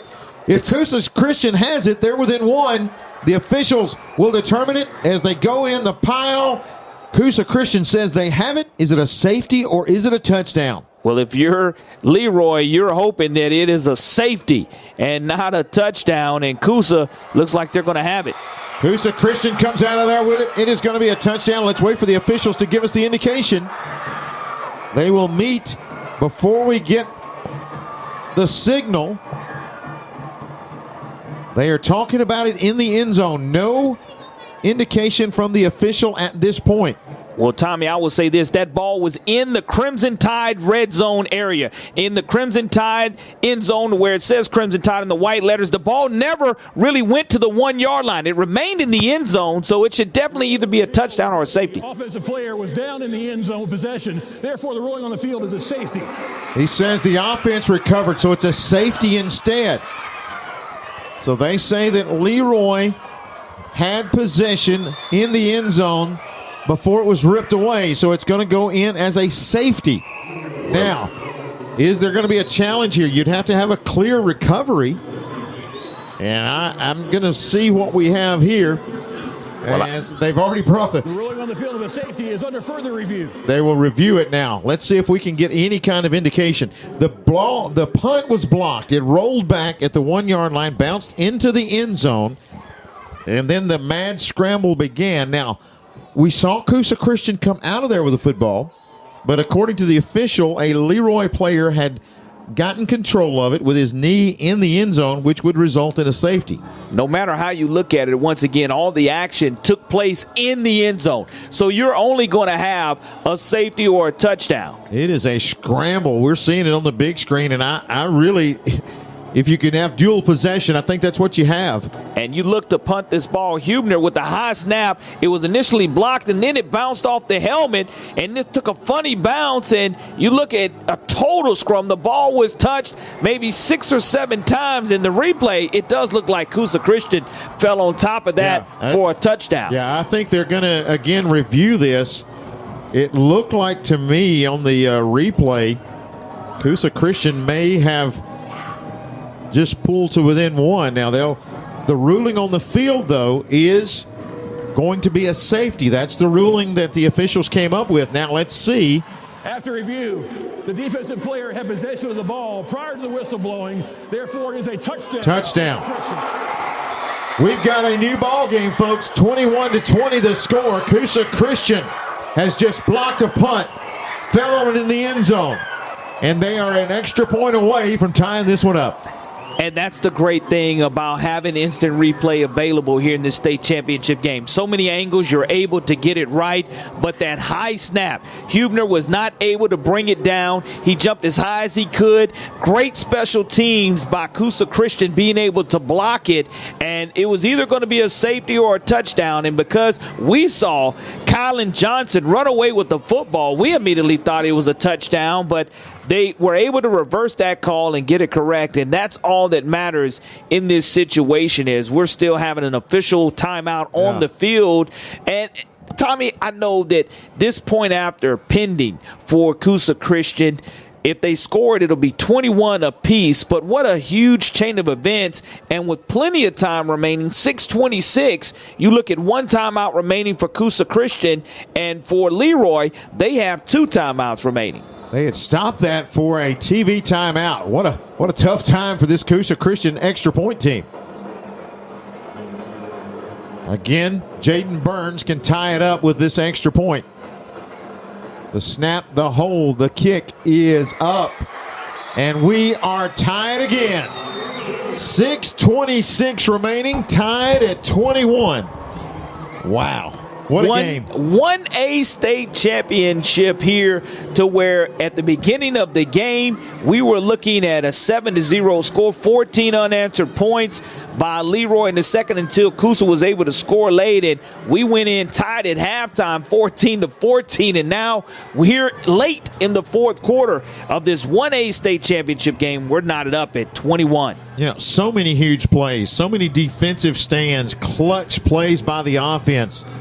Field position has played a huge role in this, and obviously special teams as well. You had the big kickoff return in the first half. You have the block punt here. Wow.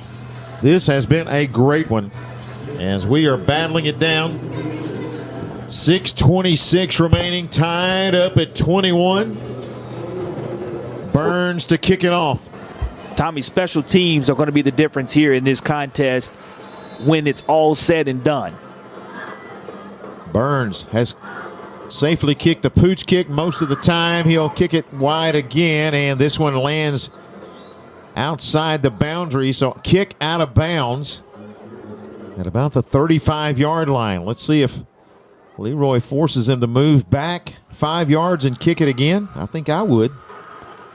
Based on this pooch kick all day, you can make them. Legal procedure, kick out of bounds against kicking team. The penalty is 5 yards from the out of bounds spot. It'll be first down, Leroy. So they will mark it 5 yards from the out of bounds spot. So it'll be first down and 10 at the 40.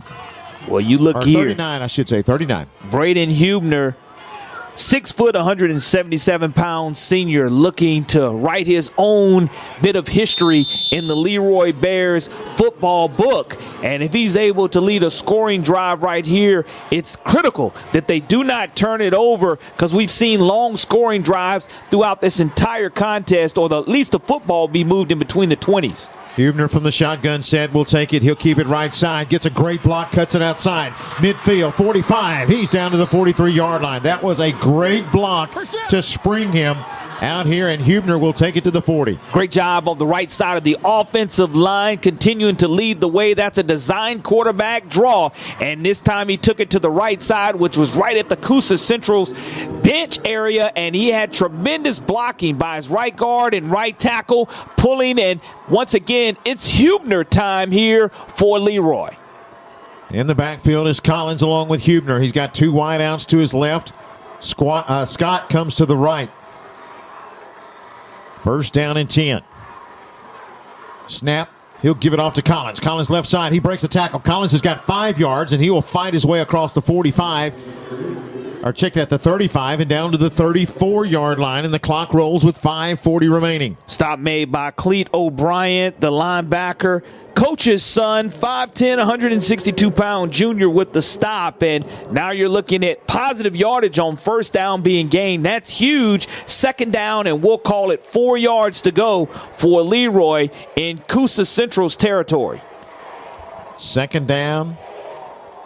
Hubner, shotgun. He's got Collins back there with him. He'll take it and leave it with Collins left side. He's hit the backfield but breaks that tackle. He will knife his way through a little gap across the 30 and power his way down to the 27. We mentioned his upright running style, but it starts with that offensive line allowing him to get just a sliver of hope with him going downhill. He's a downhill runner and is able to get, again, positive yardage, which moves the sticks. First and 10 for Leroy. The ball squarely at the 27-yard line of the Conquerors. First down and 10. Hubner in the backfield. He's got Collins back there with him, sends 2 wideouts to the near side. That's Crumity. And also over here is Jason Bird. He'll keep it left side. Hubner's got a gap. He turns the corner, slips down, dives close to the 20-yard line. He had the boundary over there, and as he went for the cut, just the feet slipped out from under him. He will still pick up 7 yards and set up 2nd and 3. Positive yardage, a designed quarterback run around the left side. Again, if you don't set the edge as the defensive end, he's going to go ahead and bounce it outside and continue to run toward that boundary. Stays in bound. 2nd and 3 now for Leroy with the ball being on the 20-yard line. Clock continues to move. 4:07 and rolling here in this one. Hubner, he'll leave it with Collins. Collins finds a gap, bounces outside. He's in the open field to the 15-yard line, and he will be forced out of bounds over at the 12-yard line. Wow, has Collins put on a show here today? Collins continues with that hard running style. He's trying to get 100 yards rushing on the game. He already has 1 touchdown, his long run of 24 yards, and now has 14 carries for 94 yards, as they would love for him to surpass this 100-yard mark, getting a touchdown for Leroy. Most important, that was a first down, so it's 1st and 10 from the 11. Leroy. Deep in Coosa Christian territory. Hubner in the backfield along with Collins. It'll be all Hubner to the right side. Cuts it inside a good block, and he will power it down to about the 7, maybe closer to the 6-yard line. Going to bring up 2nd down. Once again, a designed quarterback run.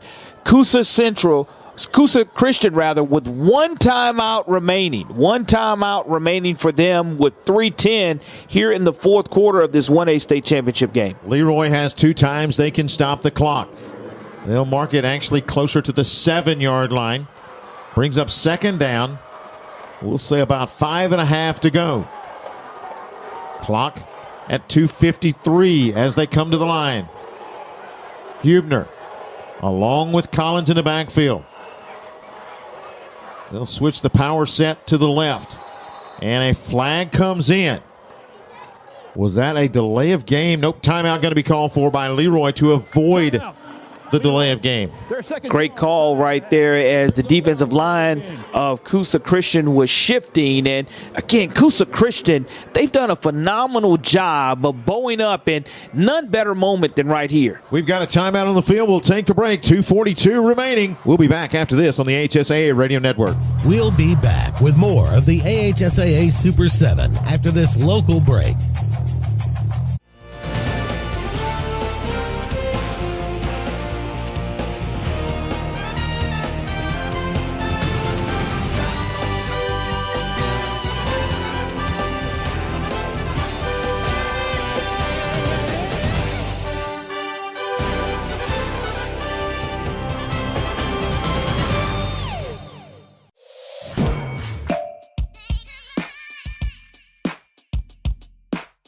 Bama Sheds and Pole Barns. Locally and family owned with the best customer service. Custom built to fit your needs with free delivery and setup. Design and price online or stop by and see what we can do for you. Nobody beats our prices and nobody beats our quality. Built in Alabama, made in Alabama. BamaSheds.com.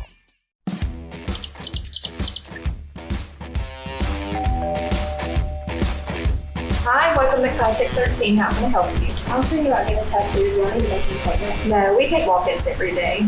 Let's find someone to help you. Follow me. Hey, if you'll have a seat right here. Thank you.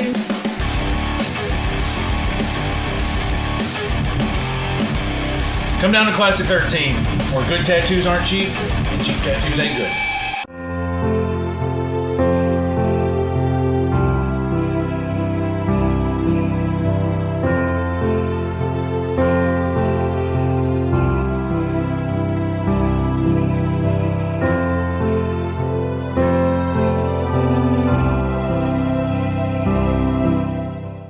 From just inside the one. Hubner in the backfield with Collins. It's Collins, left side, walks in. Another great block on the outside. That time give credit to John Foster, who paved the way. So with 2:01, Leroy is on the board and takes a 6-point lead, 27-21. You look at the rushing ability there of the left side of the offensive line. We've seen Collins just pound the pigskin all night long, running downhill and only had 1 yard to gain. And with his upper body strength, you knew he was going to either walk in or bowl over, one of the two. Mosley with the extra point. The snap is good. The hold is good as well. And the kick goes up and it goes through. So Leroy takes a 28-21 lead with 2 minutes and a second remaining in this one. Absolutely. Back and forth we go. That's what you want. I mean, here it is now. If you're Coosa Christian, you're on the sidelines knowing John David Justice has a chance to get with his offensive wide receivers and saying, hey, O-line, just hold me up here and we'll have an opportunity here to try to send this game either into overtime or Coach Mark O'Brien can go for 2 and the win. But 1A state championship has been one whale of a game so far. We'll see if they're able to come away with a big-time return here on special teams also. Has been an amazing game back and forth. If you're just joining us, boy, have you missed a good one. Coosa Christian jumped out to a 14-0 lead. Leroy answered with 14 points of their own. Then Leroy goes up 21-14. Then here comes Coosa Christian. Ties it up at 21, and now Leroy takes a 7-point lead, 28-21. And we've got 2:01 remaining in this ball game. Kickoff coming from Mosley. Kicks it a little further this time, back to the 14-yard line. That's going to be Johnson trying to get a return, and he will be hauled in. Jaquan Scott over to make the stop along with Timothy Parnell. And you can hear the excitement on the far sidelines here at Bryant-Denny Stadium of the Leroy crowd. And once again now, you're looking at a long drive that has to be had here successfully. We've seen a lot of 3rd and 4th down conversions here throughout this entire game. It's all going to come down to this for Coosa Christian. They'll start 1st down and 10 back at their own 24-yard line. Justice going to keep it. He'll go left side. Dives into a wall of black, falls forward to about the 26, maybe even the 27-yard line. Defending that was, again, the sophomore linebacker, Sawyer Sullivan. The clock continues to run, though. Everyone's slow to get up. The ball is spotted 2nd and 7. You have to have a little bit more sense of urgency here if you're the Conquerors. Yeah, Justice was on the bottom of the pile. He's now back in shotgun formation, 2nd down and long. He'll take the snap, steps back, rolls to the left side, got pressure, just has to throw it away. Great pressure again, Jaquan Scott. He scored a big touchdown. He's played excellent at defensive end. And now 3rd down for the Conquerors. 3rd and we'll say about 7 yards to go. That's what you have to have. You have to have pressure if you're Leroy, and if you're this offensive line of the Conquerors, you must give your quarterback time. It's going to be a huge 3rd down and 7 yards to go. Justice back, going to look, throwing it deep. His hand was hit. He was intending that one for Cleto Bryant. It is incomplete. Looks like somebody got a hand on it back as he released the football. It is incomplete. It's going to bring up 4th down with 1:14 remaining. And here is your ball game, folks. 4th down and 7 yards to go on 4th down tonight. Coosa 2 out of 3. You can hear the Leroy crowd coming to life.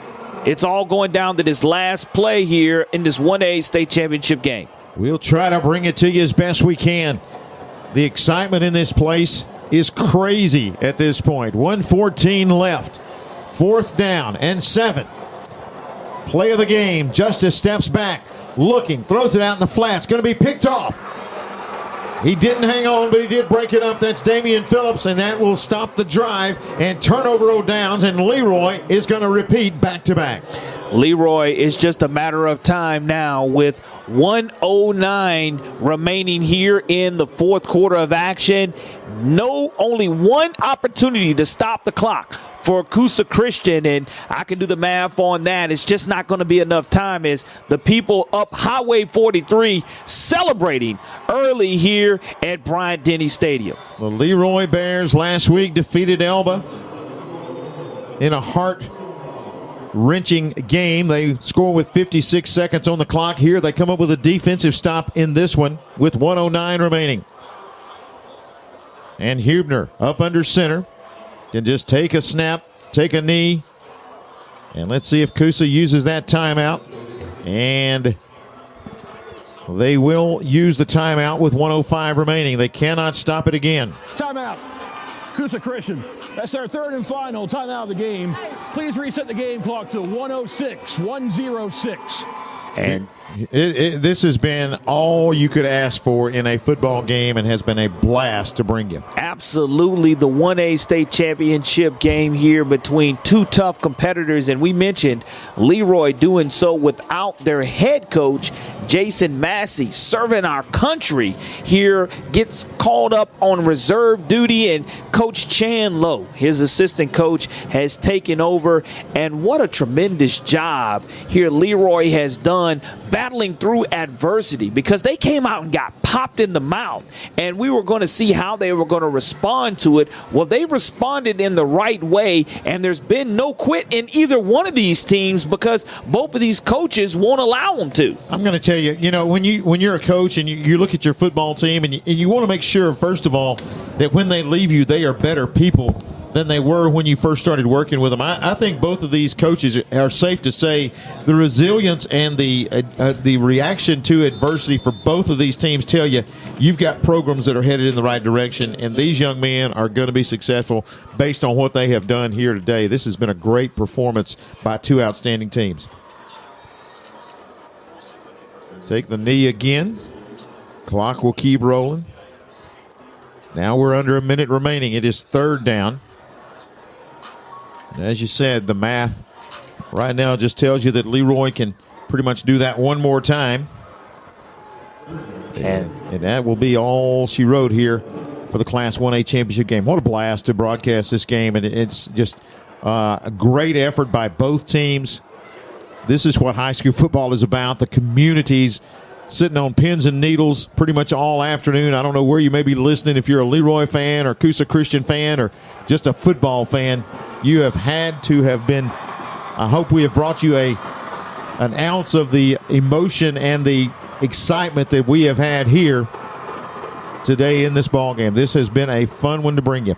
Couldn't ask for a better contest here in 1A state championship play at Bryant-Denny Stadium, as both of these teams left it all on the line. And you look at the three-peat by Leroy in 6, 7, and 8, and then they won it in 10 and had to wait until 22, but there's going to be back-to-back state championships coming to Highway 43. The clock hits triple zeros, and that will wind us up. Leroy, the 28-21 win over Coosa Christian. They are the 2023 Class 1A state champion. We will take this time out and come back with our trophy presentations and MVP awards in just a moment. More of the AHSAA Super 7 after this local break.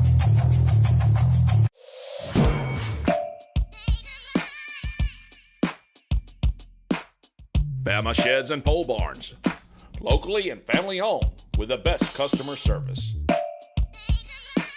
Custom built to fit your needs with free delivery and setup. Design and price online or stop by and see what we can do for you. Nobody beats our prices and nobody beats our quality. Built in Alabama, made in BamaSheds.com.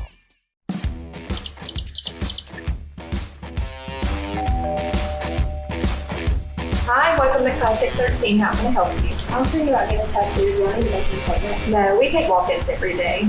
Let's find someone to help you. Follow me. Hey, if you'll have a seat right here. Thank you.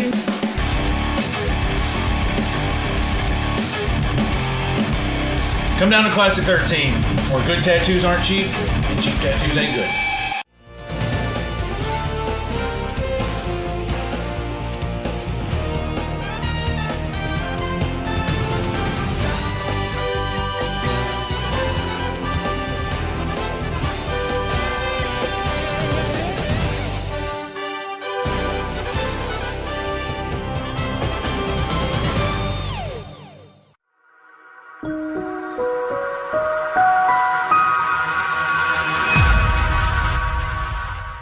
Visit AHSAA.teamip.com.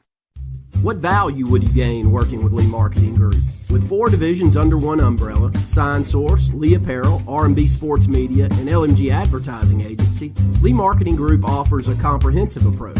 From logo design, tees and signs, ad placement, and everything in between, LMG can handle it all. For ease of time, cutting-edge, results-driven marketing campaigns, think LMG. Lee Marketing Group, your comprehensive marketing solution.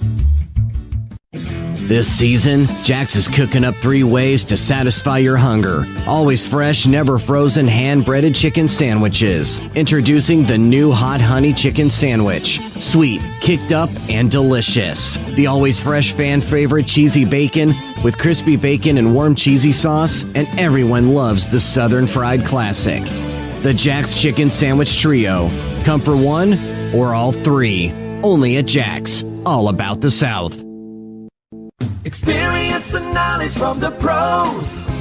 Russell Do-It Center and Building Supply. Russell Do-It Center and Building Supply, locally owned and operated with over 30 years of experience, is very involved in giving back to our community. Our employees offer top-notch customer service with superior product knowledge, no matter the size of the job. Russell Do-It Center and Building Supply have you covered. Experience and knowledge from the pros. Russell Do-It Center and Building Supply.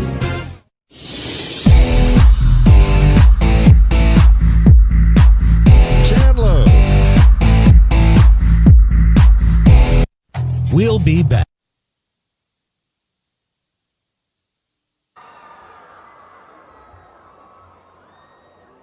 Join us in congratulating both coaches for an incredible season.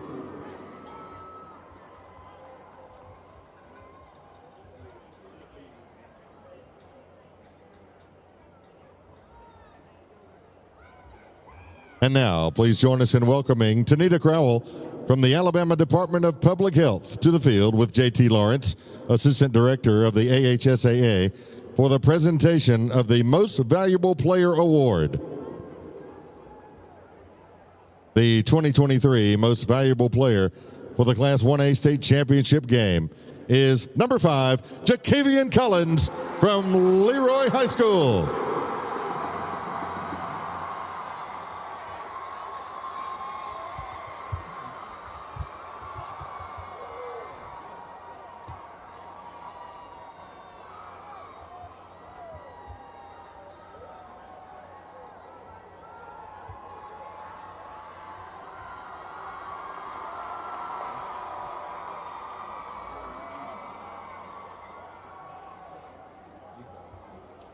At this time, we ask that you please welcome Central Board Member Farrell Seymour from District 4 to the field, along with Kim Vickers, Associate Executive Director of the AHSAA, for the presentation of the 2023 Class 1A State Championship Runner-Up Trophy. Your 2023 1A State Championship runner-up is the Coosa Christian Conquerors, led by head coach Mark O'Brien.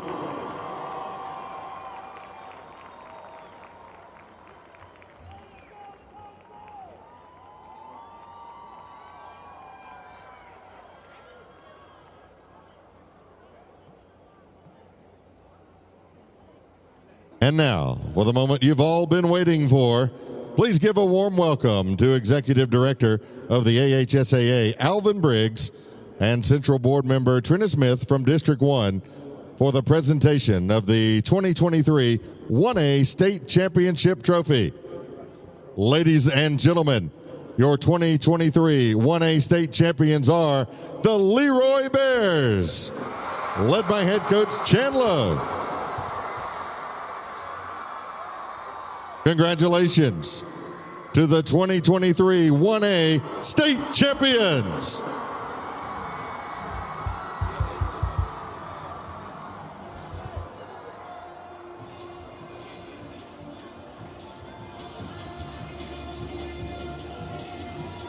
We'll be back with more of the AHSAA Super 7 after this network break.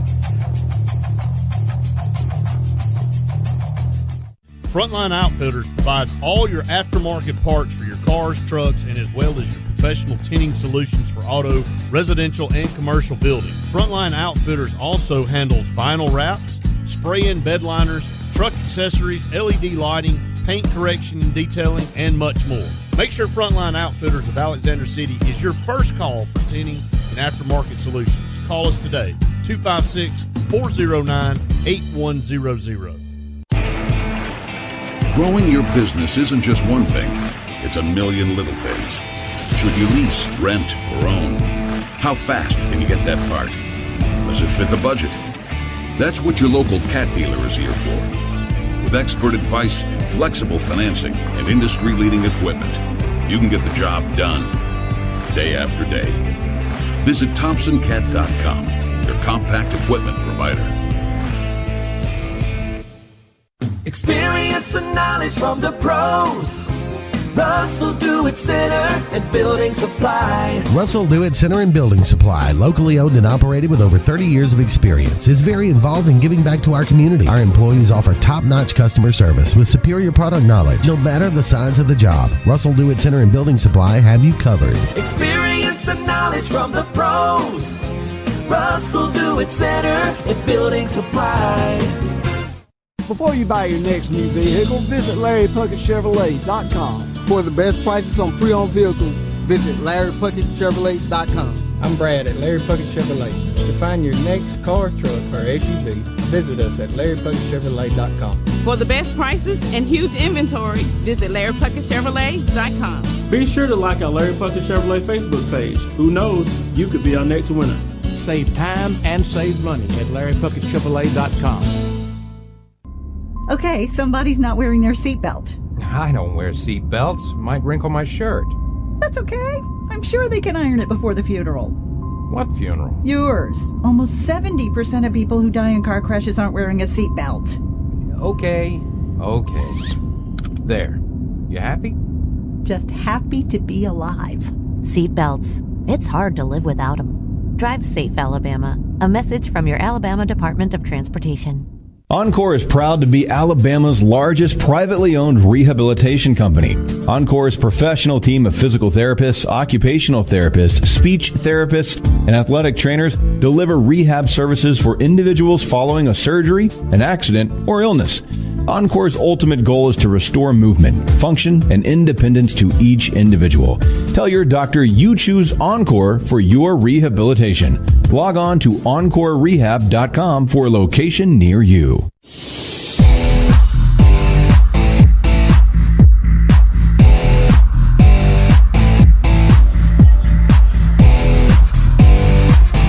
Final score here at Bryant-Denny Stadium, 28-21. Leroy against the 2023 state championship. Back-to-backs for the Bears, 28-21, a 7-point win over Coosa Christian. Tommy Wood, Corey LeBounty starting to wrap things up from the second game here on this championship Thursday. And Corey, we were treated to an outstanding game here between two great teams. Absolutely. 28-21 our final, and you can call them the Blue Map Bears, as Highway 43 is bringing back-to-back state championships. Coach Jason Massey couldn't be here, and Coach, we hope you're continuing to tune in and listen to this broadcast wherever you are serving our country. And your protege, Chan Lowe, did a phenomenal job under your tutelage of of preparing this team and having this team ready because, again, it's a reflection of your leadership that allows this team to become back-to-back state champions. So, Blue Map Bears it is. Great performance by the Bears. And, you talk about Coosa Christian. You and I were talking during the break. I mean, obviously they're dejected, but a very young team for the Conquerors. We're going to see a lot of these names again next fall, and you expect a lot of them maybe to make another run to the Super 7. Exactly, and I think that you will use this as motivation. As dejected as you are, come 364, you're going to say, hey, look, we're going to use this to know what the feeling is. And once again, 14 points by Leroy in the second quarter. 14 points by Leroy in the fourth quarter. None in the first or third, and that was the difference in the game, Tommy. A phenomenal 1A state championship. Yeah, we had a blast covering you that. If you cover Auburn recruiting, a guy named Trevon Reed always ends his with, we ain't done yet. That's what we got to say about this Thursday because we've got another outstanding game coming up here in Class 5A. Looking forward to this defending state champion, another defending state champion, Ramsey the Rams, getting a chance to take on the Gulf Shores Dolphins, their first ever appearance here in a state championship, and going to be in for another barn burner, 5A style here coming up next. That will come your way. We'll take a break. When we come back at about 6:30, we will set the tone. Brent Pritchard, Randy Lee on the call as we get set for the Class 5A state championship game. We will wind up Class 1A again. For Corey LeBounty, I'm Tommy Wood. Final score, Leroy 28, Coosa Christian 21. Leroy, the 2023 Class 1A state champions. Our coverage continues from Bryant-Denny Stadium on the AHSAA Radio Network. We'll be back with more of the AHSAA Super 7